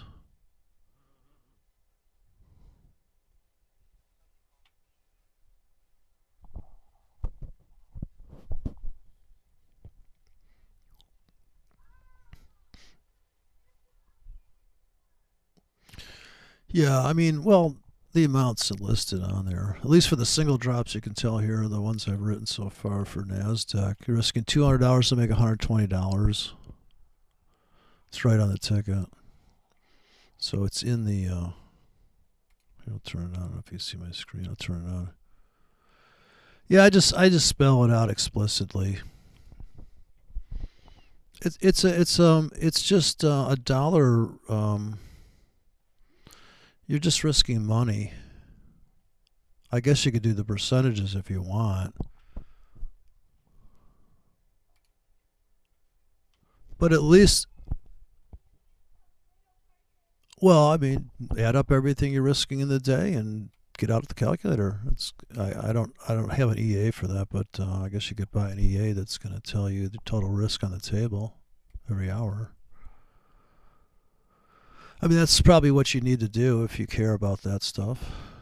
But if you think I'm risking $100 a day, I drop the $100 drops. Let's see what happens. Walk away. There's nothing you do that's going to change that trade. If you're going to be a a limit order entry guy, obviously you must know where the smart money's getting in, and you have to know where those tickets should go, and you have to just find the supply demand zones. That is just like in any other market. Like real estate market, you're looking for the slums. You gotta go buy the slums, and you gotta fix them up. It's just how life is, dude. It's been like that. That's the cycle of life in every fucking city on the planet. My uncle bought a building that was abandoned, and he made a mint. He made a mint. It was in the ghetto of Los Angeles. It's called Bunker Hill. One Bunker Hill. The address is one Bunker Hill. This is very patriotic. Don't forget Reagan's in office at this time. And the name of this, he had Barbra Streisand pose at the groundbreaking, or she showed up at the building. It was pretty funny. Of course, that was before Barbara lost her marbles. It's all Hollywood people seem to do. Too much money.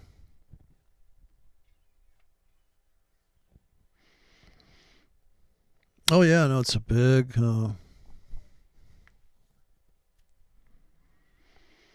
Well, I mean, what's I guess what's the meaning of life, or what do they say?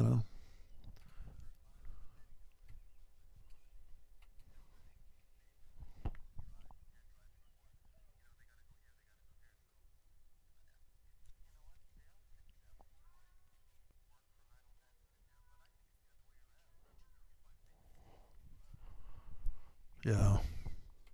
Well, that's it. I mean, well, that's right, because then you got the under that brings into the barter system, that the invisible black underground market barter system that exists. Hey, you know what? If you give me lunch, I'll drive you to work. So I mean, that's happening more and more as people start to disinvest from. I think Bitcoin led the way psychologically for people to go. You mean there's another way to have? And they say, well, hey, they're just coupons. So what are coupons? Coupons are currency, but nobody tracks coupons, do they?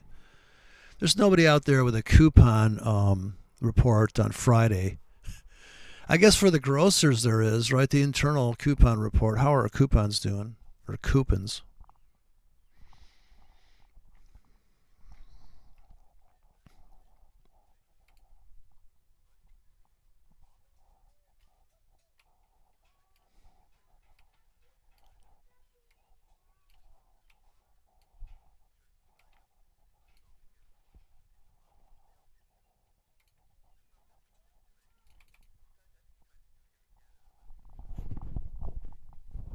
The egg bar, yeah.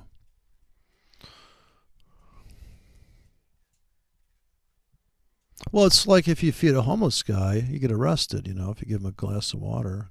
Well, in San Francisco, if you start giving sandwiches to people, it's like that's not FDA approved food. So, like, where did that come from? Did you make that sandwich at home?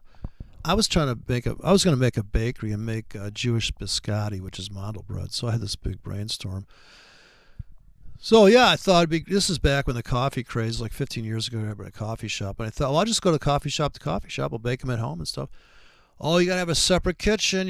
So I thought, well, here's what I'll do. I'll make up the dough at home, and I'll take it down to my favorite baker, and I say, can you run a batch for me in his oven? While you're running these Twinkies, can you run my? I was going to do that in the mornings. Oh, you got to get there 4 a.m. Give them the dough, have them whip up a batch in the afternoon, pick it up, and then just the next thing, and yeah, just do it like that, because I was already like thinking I don't run. It's an easy client. How could you? And I really like the cookies. I was starting to gain weight eating them, so I thought, well, why don't I share the misery and try to make everybody like pre-diabetic? I was working on becoming pre-diabetic just on my own with I'm all like a cookie kit at home, a starter kit, how to become type 2 diabetic. Well, first you need to have a batch of cookies. Yeah, you go big. Go big or go home.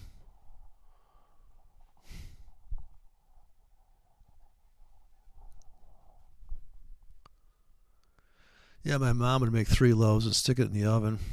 And then it would start to crisp up. She'd leave it in the oven, so you just go grab some. And yeah, well, she was about 94. She just died 2 years ago. So she was like, yeah, she broke my heart because she would mail me this shit during, and I said, one day you're not going to send me mandelbrot bread. She goes, I'll always send you mandelbrot bread. So when she got to be 70, I thought she could have died. I actually thought, well, she's getting up there. So I used to get a little weepy when she'd send me the mandelbrot bread. It would come in a can, bless her heart. So she put it in a tin can with just paper towel. By the time I got it, all the cinnamon sugar's off of it.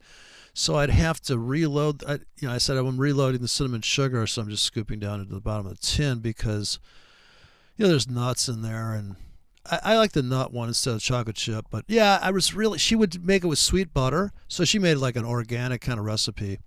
So I was testing that against the biscotti, which is all oily and vegetable oil. So I thought, well, mine will be high end for the same price. High end for the same price, and I was going to undercut the market. This was something I just kind of dreamt up. I thought, well, how much skill does it take to bake a cookie?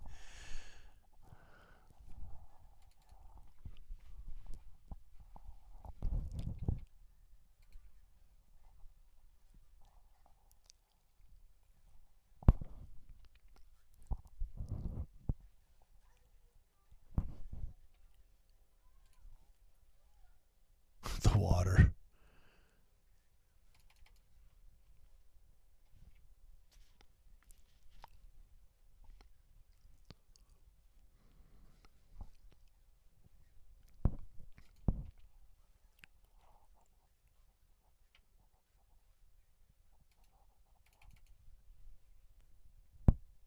Yeah.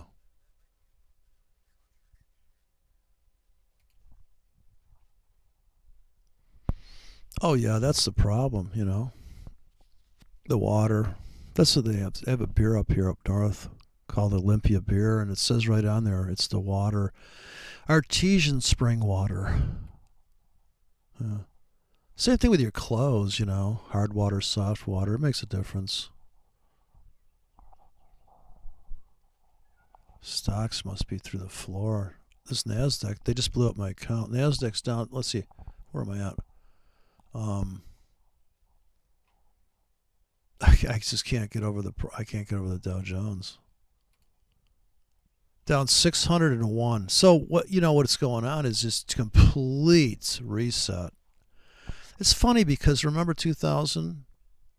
The world was going to come to an end. All the computers were going to freeze. That was the top tick Tommy of NASDAQ. That was top tick Tommy. It was called the tech wreck. It wasn't the clocks locked up and you couldn't get the water out of the faucet. It was literally, the tech wreck was the problem. And we've been through a lot of wrecks. The real estate wreck. Remember everybody had a mortgage and they oversold mortgages. They had derivatives on mortgages. It's like when they started to do derivatives of Bitcoin, the hedge funds got in there. Every time you get these guys coming in there, it's funny. It just blows up. It's crazy. What a cycle. What a cycle. What a cycle.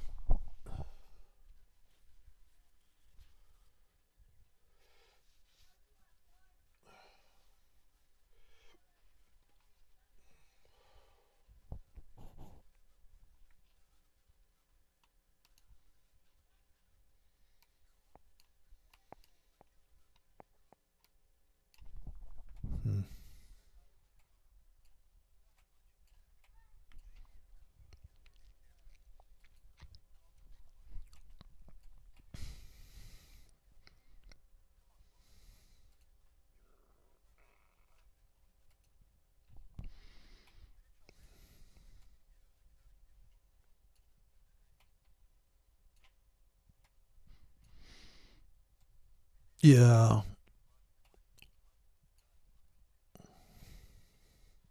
Well, the thing is that it wasn't just Bitcoin. I mean, the crypto, there's like 40 cryptos. I saw a guy talking about Bitcoin, and he had 60 fucking symbols up there. It's outlandish, and it's the new kid on the block. It's penny stocks, it's like new kid on the block. But, it really is kind of fun because penny stocks probably, you can't trade those on your phone. In other words, you can't just go in and be a crazy person. Penny stocks aren't trading inside of an MT4 platform. So MT4, once the forex brokers start trading Bitcoin, that's been going on for a while now. Think about all the interest, the open interest, psychological open interest, not market cap, but mental open interest. How many people are aware of crypto? Just the word crypto, crypto, algos, all those phrases, all those terms.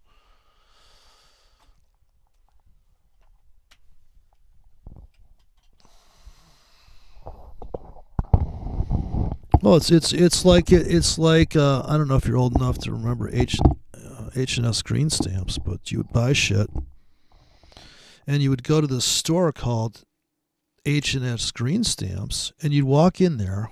You've licked your stamps and put them in your book. You come in and buy stuff that was only available at that store. It was mind blowing, dude. You walk in with your book. Whether you pasted it in with a paintbrush or you licked every stamp, the stamps could be crooked as long as the stamp count came out properly. You were allowed to buy like a toaster. The green stamps. This was like, really think about these stamp tax and all that. The whole idea. This is the kind of the gateway. I guess the Bitcoin of the day. You can't mine your own green stamps, but just the currency kind of transfer psychologically. And I don't know when they stopped. I think if you bought something, how'd that work? If you bought a product, it might have the green stamps in it, like in the box or something. I'm not sure now, but I think it was like if you go to the rewards points, it's like rewards points, but on a analog scale where you got actually licking a stamp. It's crazy.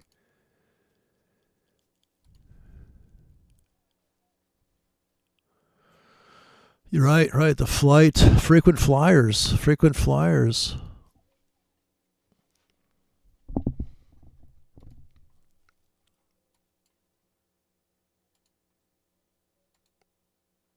Yeah, I was always amazed people would pay so much for first class, but when the corporation's paying your bill, fly first. Yeah, what do you care? So I didn't understand, but you gotta have the money to write off too. So people used to say, "Well, you can write that off." I go, "But you gotta have the money to write off."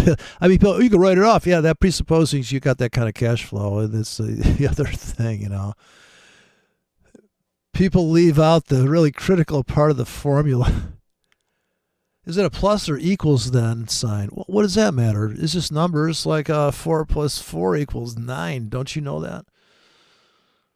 That's the new math the kids are using. That's what they call it when I was a kid, new math. Oh boy, calculus. Looks like Trudeau's ready to take another smackdown on crude. Crude's on the edge of the abyss all over this thing. As stocks plummet to 602, no buyers, nobody can't get a buyer on stocks today. That's going to be Black Friday tomorrow, maybe. Total capitulation of all indices. Look at this. My Nasdaq's going to take out the low.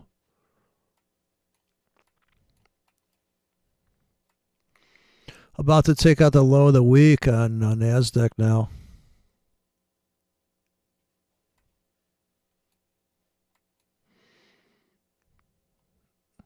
Well, it's just price action, really, isn't it?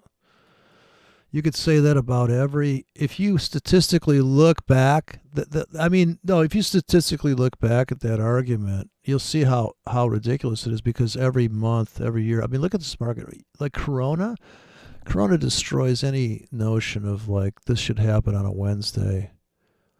I'm not sure when the market actually tanked, but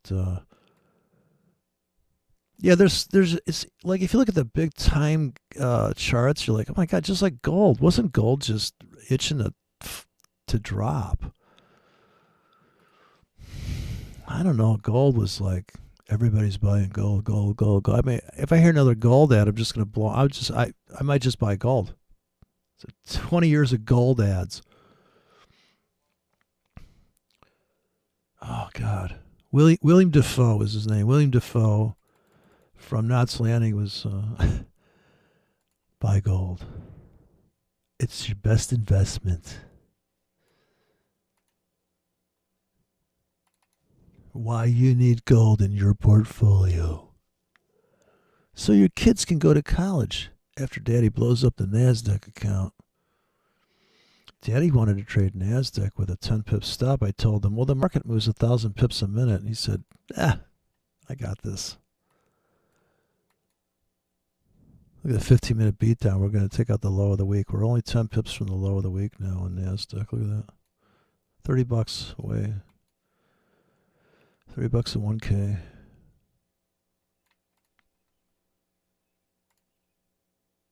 Total beatdown.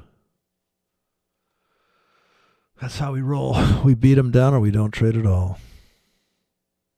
Stock's down 619. Woof. Holy McGillicuddy. That is brutal. Oh my Lord.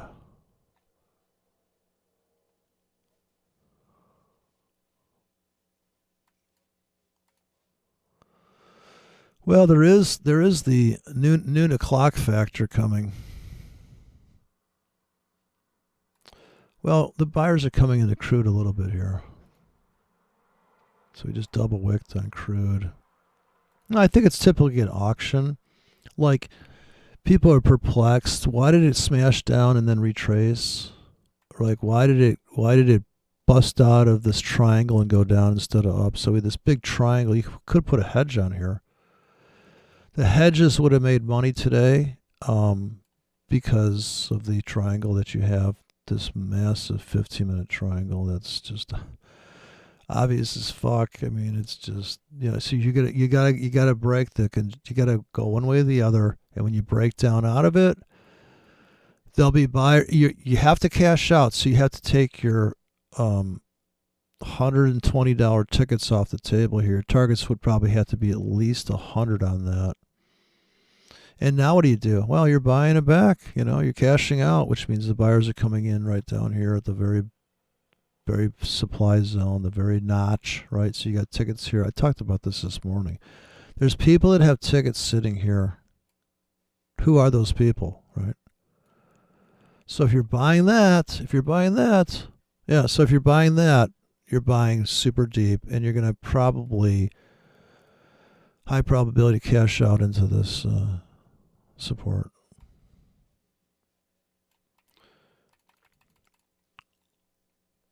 Well, I mean, for the ultimate swing trade, because it's a 50-minute chart, I mean, the triangle in the half hour is more obvious. And it's only available on the line chart, really, because people try to draw triangles on wicks. It just doesn't work. Triangles have to be on the line chart. So that's a big flaw. Some guy in a book said, it was a Trader Vic book, he said, do you draw trend lines on the wicks or on the close? On the close, always, because because the wick is distorting. Now it's a volatility trend line on wicks, but it's the real trend line. Trend lines happen over time, not on wicks. That's not a trend, that's an auction.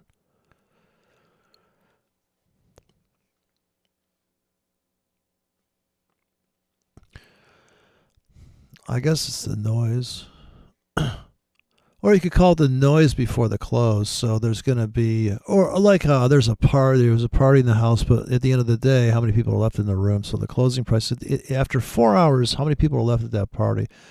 So it's the idea of people showing up, like those flash mobs, People show up, they disperse. Like, I'm sure if you charted that, it would look about the same, distribution.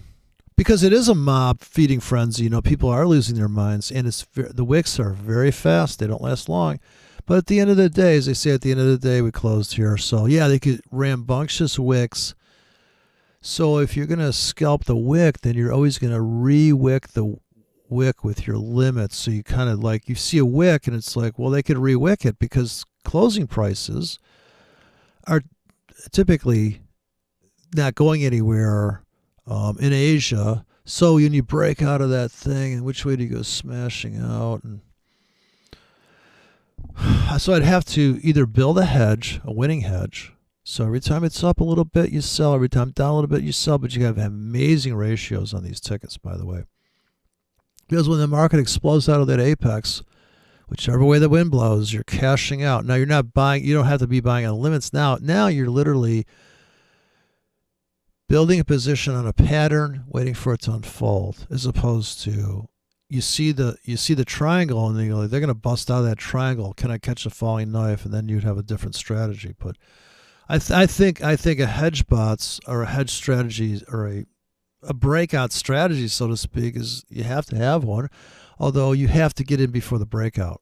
Like you have to anticipate you are going to bust out of this 4-hour box or this 3-day box, and you're like, holy shit. It's either going to rip up, rarely do you find, if you have enough currency pairs, you'd be like, look at this fucking 50 pip doji on the pound. My God, I mean, the market's been going sideways 20, 30 pips. I mean, those are just amazing opportunities because it's going to rip either way. You don't necessarily have to pick the direction on that either. So you can take the approach of like, I'll put on a straddle and I've got targets that are insanely good and some that are nothing worse than 3-to-1 ratios. 3-to-1, 5-to-1, 8-to-1, 10-to-1. You have all that shit has to be in a hedge system. You cannot go for break even. It's pointless. But break even, you can go for a limit retracement because you can perceive it coming halfway off the floor on a psycho wick. It's just from my own personal experience of watching breakouts and just complete keeps on running, right? You're just sitting back, waiting for all your targets to get hit. Going after the low of the week now. Low of yesterday. Take out the low yesterday. Which actually is on the 4-hour chart. While you're still, low of the week is 100 pips, $100 away. The low of last week. This is the low of this week now. Which is the low of the day. The low of the week and low of the day. Same thing here. Canadian dollar is going up for another run and back into the abyss now. The trend traders have got back on the 1-hour CAD. Rebuying the plunge here on the I got a little bit of money there. Let's buy that. This is ruckus as all can be. Let's see.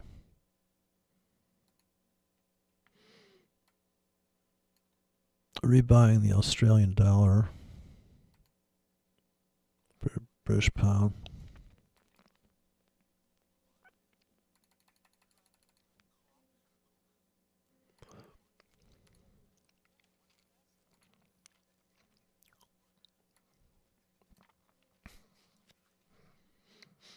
Well, at least the logarithmic spiral.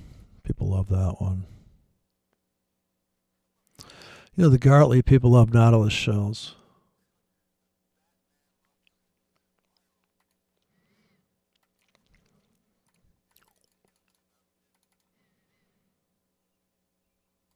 Yeah, as long as it sounds really fancy, I think people love that idea too.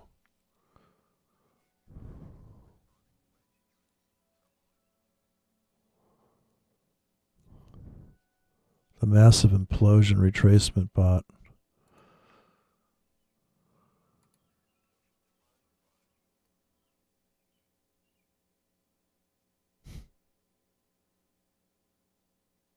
Jesus.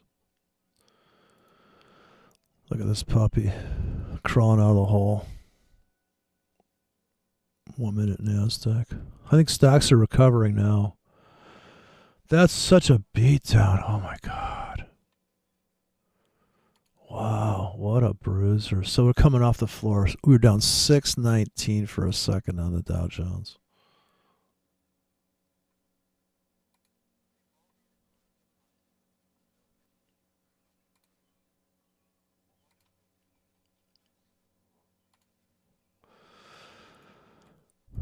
I think we've done technical damage to the chart now. Serious technical damage is what they call this. Well, the problem is on the daily, you're all the way back to where you were at the beginning of the month. Wah, wah, wah. Full circle. That's so funny. Look at that.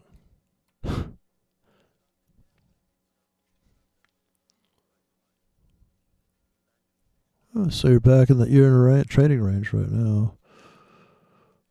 Let's see about. Oh yeah, of course.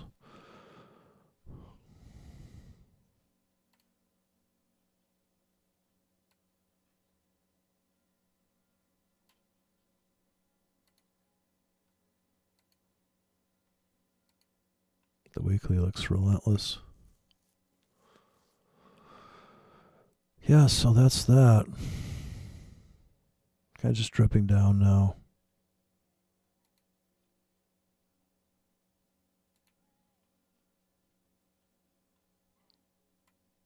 $0.99 for the euro. Finally, the euro's cheap. Let's go buy some European. Let's human traffic European girls. Oh my God. I remember I was at this coffee shop and we were doing Canadian dollar was 10 cents. It was 10 cents below. The American dollar was 80 cents and the this is 2008. Yeah. It's mind blowing. And if you go to the bookstore, they would say, well, if you're paying with you're lousy. Yeah, you got to pay like it's $20 for the Canadian book, but amazingly, the other book was it's so stupid. You know, like it was $15 American, $20 Canadian forever. It doesn't matter. Every bookstore in the United States. So it was a real penalty there.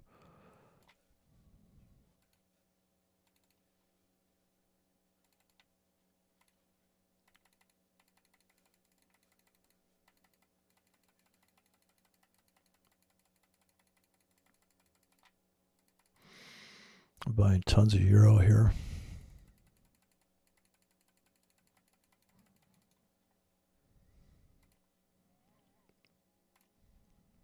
Nasdaq's coming off the floor on the 5. We're up a little bit on that.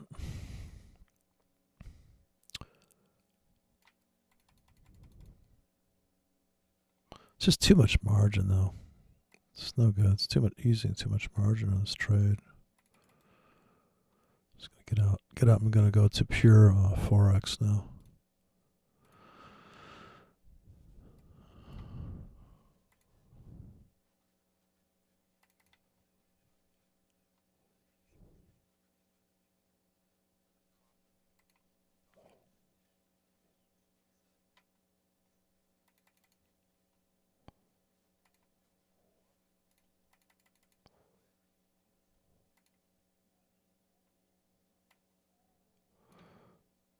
Well, most people never figure out what a trade's going to cost them. So, what are you going to do? Oh well, yeah. I mean, well, if you think about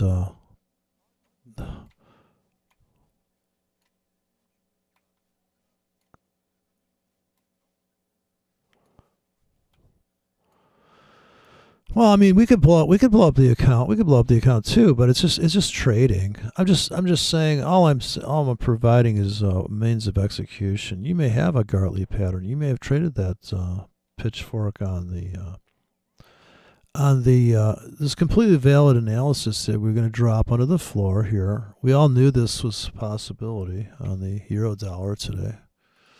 So I pointed it out in the beginning. I said I'm buying this big plunge in the euro dollar. If it drops down before, that's all I said. So you got to be able to handle this psychological drawdown. That's all. The financial drawdown. Psychologically, it's going to affect you. Maybe it doesn't. And then you got to be willing to, like right now, the 5-minute euro. You got to buy it at the market. And what are you going to do? It's coming back. It's starting to engulf now. It's run out of. It's coming up on noon, and we're gonna retrace like 200 pips now into next week. Now in the euro, pretty much. You know, you can't go down like so. You just went down today. Another. Like you have to look at the big picture. So if you look at the weekly, you've gone down 3 weeks into the abyss. You're now 350 pips under the low of the year.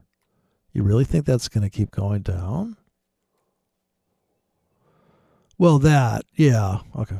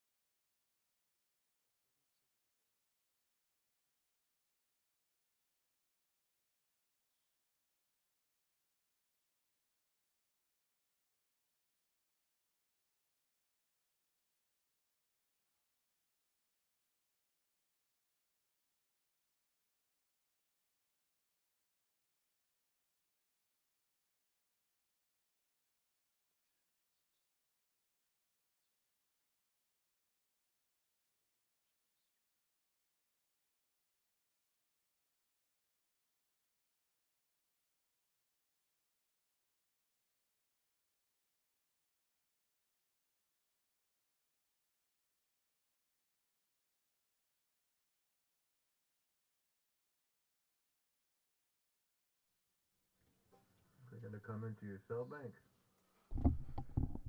Yeah, I put a bunch of Canadian stuff up there today. I wrote these swing scripts that are like mega stops. I mean, just insane. 50 pip coverage, 80 pip coverage. I threw them up north here for 8 hours. I want to see what is going to happen on the Canadian dollar. I got a little carried away. Okay. Pretty good. That's a good way. Let me see. Yeah, I'll show you. I got the wrong screen. Yeah, that's the right screen. Yeah, so it's kind of way up there. Disneyland, and then on the buy side of the I put a bunch of boxes down here to buy into. Because the meltdown of the Australian dollar too, the British pound, everything. The dollar's just crushing everybody, and the dollar yen was on fire too. I don't know what happened to that trade. I had that one set up too. All the dollar pairs are going. I see that Guppy smashed off the supply zone for 100 pips. Wow. Oh, Jesus. Yeah, the Guppy, 100 pips is easy all day long. Yeah. No, 10 minutes. I remember. Oof. Looking at it. Such a brutal. Hey, even New Zealand dollar is making new lows here. Maybe on the year. Let's see. New lows for the year. Yep. Coming after the lows from 2 years ago on that New Zealand. So I don't know how long it's going to take for that big thing to play out. Once again, if you're only trying to make 20 pips on a dead cat bounce and a day trade, it's completely different than 200 pips, on the giant monster swings. Yeah, decide what you want to. Decide what you want. Yeah, it's like I say, if you're risking $50 a week for a swing trade, you're making $100 a week. If you're risking $50 a day, hopefully you're making $100 a day. If you're a day trader, something like that. I mean, that's certainly ideal, but everything in between, right? Listen. Everything in between. I'll risk 40 to make 30 all day long, like on the Euro trade. Yeah. Add zeros to the 40, like 3. I was in heavy. But I figured, Jesus, they're going to take out, 1999 numbers. I want to be buying it there, right? So I just got out of the trade. I said, you know what? I'll take the 4 to 3 ratio all day long. I have no problem with that trade. I did some Bitcoin drops here. I like the way your scripts they have the uneven spots. Those are important. They let you get out with to fight another day. I was test driving Bitcoin here at this broker, and zero commissions broker. Cedar FX, zero commissions. So you just pay the spread, only pay the spread. That's pretty cool. So I got these cryptos I dropped. I got filled on this. I'm actually a little underwater, but this one Bitcoin trade, let me see how much it's. I'm down $23. Yeah. But let's see what else is going on out here. Oh, I got trapped in this one. I can't know how people keep track of all these pairs. The only way to do it is to never go to anything smaller than a 4-hour chart. Like if you just did dailies and weeklies and 4-hour charts, you could trade multiple pairs in a swing trading format, but you'd have to be that person. If you've ever scalped in your life, you may not be able to resist scalping. So a lot of people want to scalp and then they churn their account. It's just, there's all sorts of traps. But, a person that's never been introduced to scalping doesn't even know it exists. So a beginner it's easier to train somebody who's never traded before because you never show them anything but these drops. You show them the risk per trade, and then they just go about their business. They don't think about trading at the market. It's not even getting out at the market and taking your money and running. That's one way to. That's the market orders I'd be doing. Is just cash all winners out. It's not technically a market trade, but.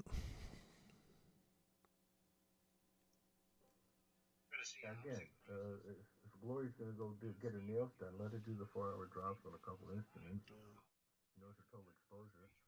Come back. What happens?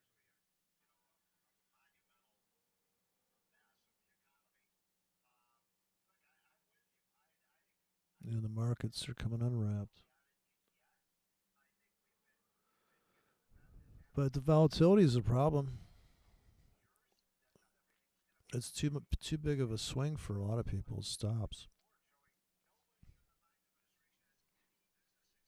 Not to mention the people that are, the people that are using MACD for their daily setups, they're probably not even able to take a trade lately. I mean, I don't even know where are they going to get in. The market's got to calm down typically for those algos to work.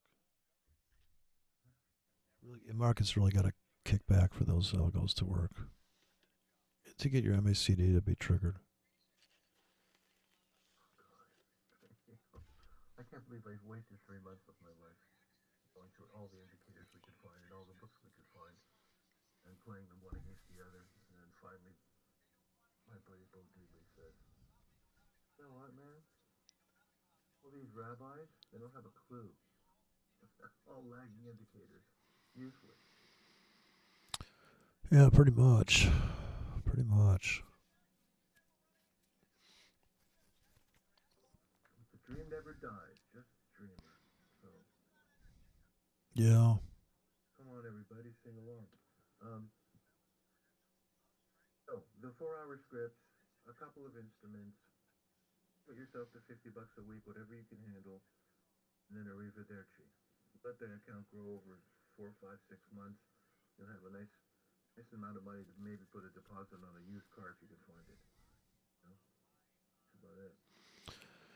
Yeah, I wish it was that easy, but that's a good place to start. A lot of people just aren't going to find it worth the time. And They're not. if you're making, if your day job makes $500 a day, you're not going to ever trade with a $50 account. You're probably never going to trade. You're just never going to trade. You don't have to. Yeah, what's the point? So you're either going to do it as a fun, for entertainment, a demo account. You can either fantasy trade or you can trade real money. As people ask, well, if you like the process of trading, whether it's real money or not, yeah, because like the game if you're a gamer, are you playing a competition? If you're a poker player, are you playing competition poker? Or are you just playing poker for fun? Are you golfing for fun? Or are you golfing for money? I think trading people just assume that, that you only do that for money. Well, the pro golfer is making big money. A trader would make big money if they knew how to really trade. If you're really good at golf, wouldn't you just go pro? If you're really good at trading, wouldn't you just take your demo and put real money in it? But maybe you don't. Maybe you don't care. Like maybe you just think it's fascinating. There's no need. Like as soon as you put pressure on yourself that I have to do something, then you're probably going to start going reptilian and making bad decisions. Not rational. The rational decisions, I guess, are people that step back, look at the landscape, and they go, okay, based on everything I know. And of course, people that position trade with 2% of their account and some big ass, put a $200 stop, let it go. That's fine, but the scalper's heads explode when they see that trade. Like I had these NASDAQ scalpers talking to a guy in Russia whose family buys real positions of real oil. They don't zero margin. It's like they're actually buying certificates on oil. So the scalper said, well, why don't you just rinse and repeat that trade? Jesus fucking Christ, let me show you the goddamn daily chart. Why are you in this fucking trade? That was a year ago. I mean, at that time, crude was at 80. We were like, yeah, you could scalp it at 80 back to 50. It was doing all sorts of, if you, on the history chart, you look there, you can make $30 on a pullback. This guy just said, well, based on oil shock fundamentals, he just went hog long, and he's probably still long it. Although, my question is, did he get out at 126? Did he get out at 126? Well, I think we've been 126, right? Is that the high? No, 140 is the all-time high, but I think 150 was like for a millisecond one day, and people lost their mind there. And the big lesson there is that you walked all the way back to $30 a barrel from $140 a barrel. Actually, it literally was the perfect trend, starting from the very top tick Tommy all the way down, the perfect trend down. Amazing. The guy who bought actual oil is looking to make what 10, 15, 20% on his money. I don't think he's looking to double his money. He's not looking to quadruple his money in one trade like the Lamborghini. What's his name, Raul? I mean, it's a completely different headspace. A real businessman is going in there. I'm going to buy oil at 60. I'll buy it again at 50. I'll buy some more at 70. Yeah. I don't really care. And then I'm going to sell it at Yeah. 90. I'm happy. It's the old dollar cost averaging, old trick in the book. Absolutely. I think a lot of people, because of the technical analysis nature of the market, they're thinking, man, if I just had a better indicator, that's not why you're not making money. That's not what it is. Right. Never, if that was it, if that's how it was with all the learning bots, would you just unleash all the learning bots? Yeah. Get all the indicators ready for you to deploy. Not a problem. None of them work. That's easy. Well, even the idea of patterns don't work, because if you're trying to predict whether the pattern resolves in a direction, that's pretty hard to do. Now, predicting that the market cannot go sideways forever is guaranteed 100%. The market cannot go sideways forever. That was the argument me and my tequila buddy came up with, is that it's got to go somewhere from here. It cannot go. The longer it goes sideways, the more violent the explosion is in either direction. And it might explode in both directions and cash out both legs if you have built a straddle in there. Well, that's your flat state, right? If you have the flat state, if you don't have something at the top there, you're in trouble. Because if it rips the other way and you're still shorted into it and it completely goes haywire, then you've got to be able to, double down, go the other way, do the backflip. Who's going to hang around for that trade? I mean, I don't know anyone who can hang around that long and wait to see what's going to happen.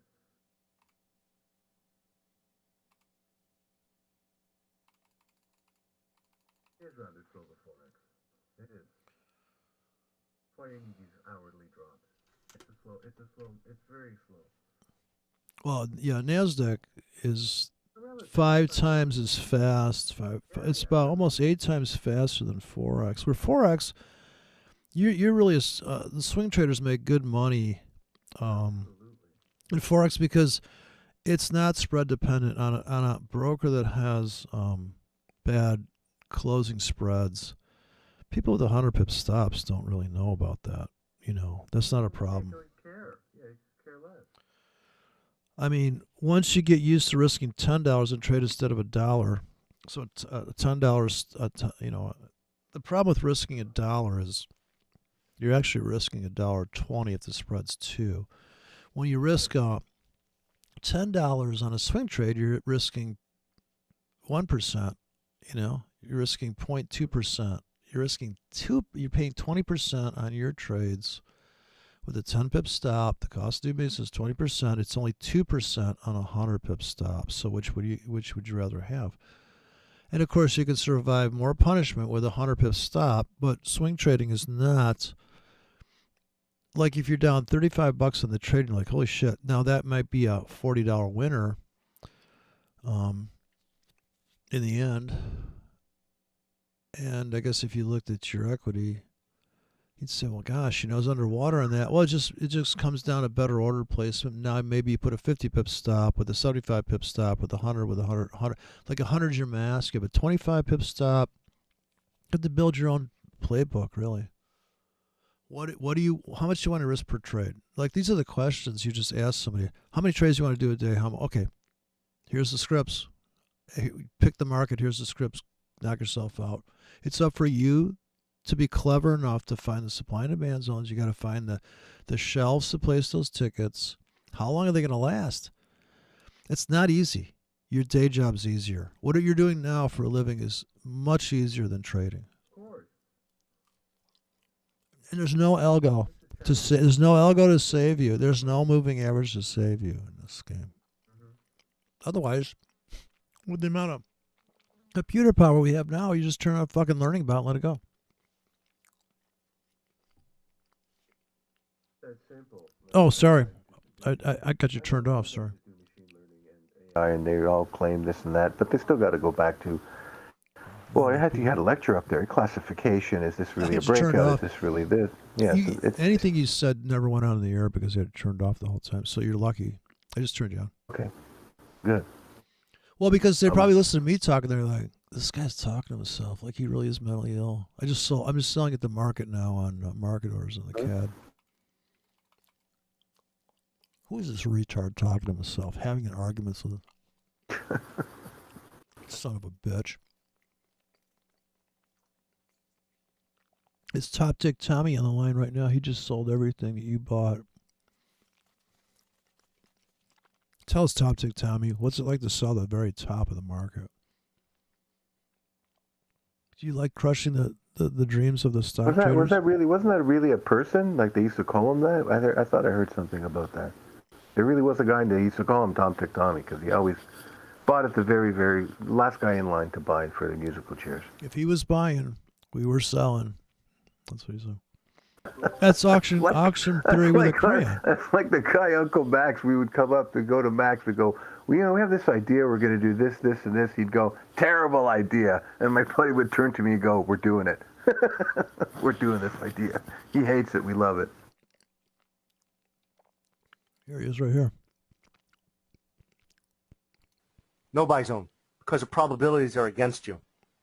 You don't know everybody's paying within this range. So what happens? What happens if you're in here and you come like this?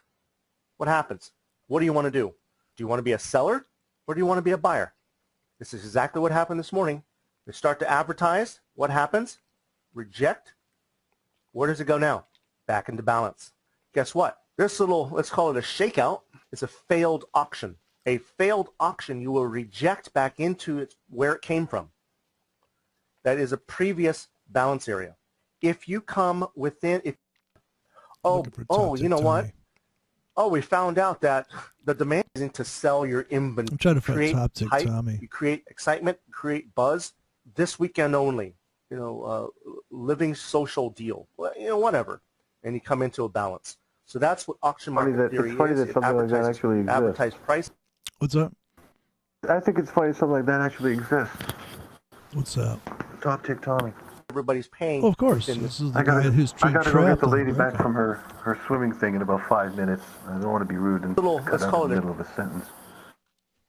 But then again, I think the youngsters have absolutely no etiquette whatsoever. It seems to me with all this Twitch and Discord and just mayhem. Since I've been on Twitch, I've developed a Twitch, so I'm a little concerned. I was going to say, have you developed the Twitch yet?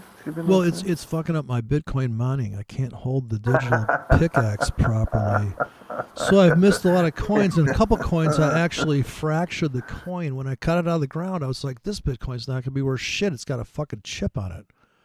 Jiminy crickets. Well, it had a scratch on it. Oh.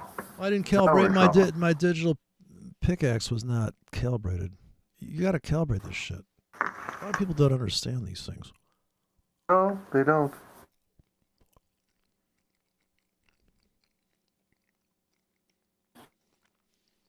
You know what? It's amazing. My watch is on time. It's usually running 5 minutes ahead of itself. And then if I leave it alone for a week and I don't put it on, it's the wrong day. So, what you get? Yeah, we can repair the watch, but they're not going to bother synchronizing it and putting it on the machine to actually figure out if it's telling proper time. Yeah. What time is it? It's hammer time. Always hammer time. Always hammer time. Can't touch this. I remember the kids. Some kids in my neighborhood that had those pants on. That was so ridiculous. I cried when I saw those Alibaba pants. We fucking died. I was a rocker, so I thought it was you're like a ridiculous. genie out of a bottle. I had no idea what was going on. I was like, what's wrong with these people, man? Yeah, it's too much. Yeah, fads are like that. In 1970, I used to wear polyester shirts that had these insane patterns. I mean, like a whole forest, Oh, yeah, and because it's polyester, the image wouldn't wear out. Right. And then you needed to take that and put a sport coat on and then take the lapel from your insane polyester shirt, put that on the outside of your jacket, so you had this. It's before people used to now they just pull their pants down and walk around with their underwear showing. That's also another really strange thing. I don't see much of it here. Strange kind of fashion statement there. Where's your belt? It's belt free. It's like when they burn the bras, they burn the belts. That's what I think. Yeah, here's a belt. They should hand out belts like they hand out masks I when was you gonna come in a say, here's your building. belt, man. You need another belt. That belt's Well, there's obviously. this high-end restaurant downtown where if you show up without a coat and tie, they give you a coat and a tie. Give you one for sure. Yeah. You can't just roll in here without a jacket. Yeah, most of the steakhouses here it's I don't think it's tie anymore, but it was always jacket required. If you didn't have one, they give you one. Yeah. Oh, Give me a Barbarians. That was jacket. a really good steakhouse. I actually pulled a book out of Barbarians. One of the most. It was a very interesting book. It was called True Deceivers, which I thought was rather Oh. amazing title for a book, because it was in Barbarians, where all the brokers and whatnot from the TSX would have lunch and dinner and take clients and schmooze and booze and whatever. I thought, what a strange place to pick up a book. I don't know who I gave it to, but it was a really interesting book, philosophy. Yeah, I thought the title was great. True Deceivers.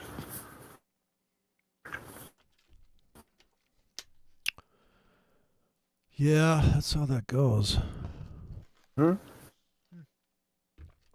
I thought you'd talking about there's a book called True Believers. Oh, that's... The true believers yeah, are the people that are kind of like totally, True they're all believers in, are man.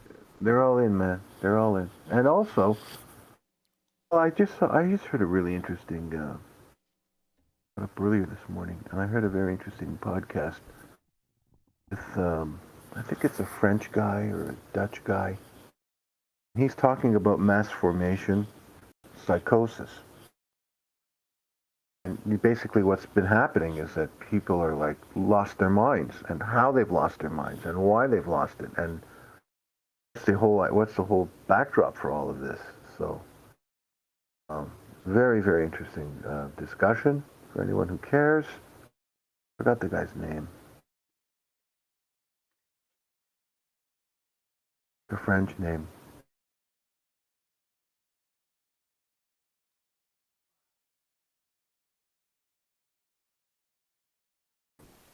Well, was it Voltaire? He said something along the lines, if they can make you believe absurdities, then they can make you commit atrocities. And that was a couple hundred years back, right? So this isn't new.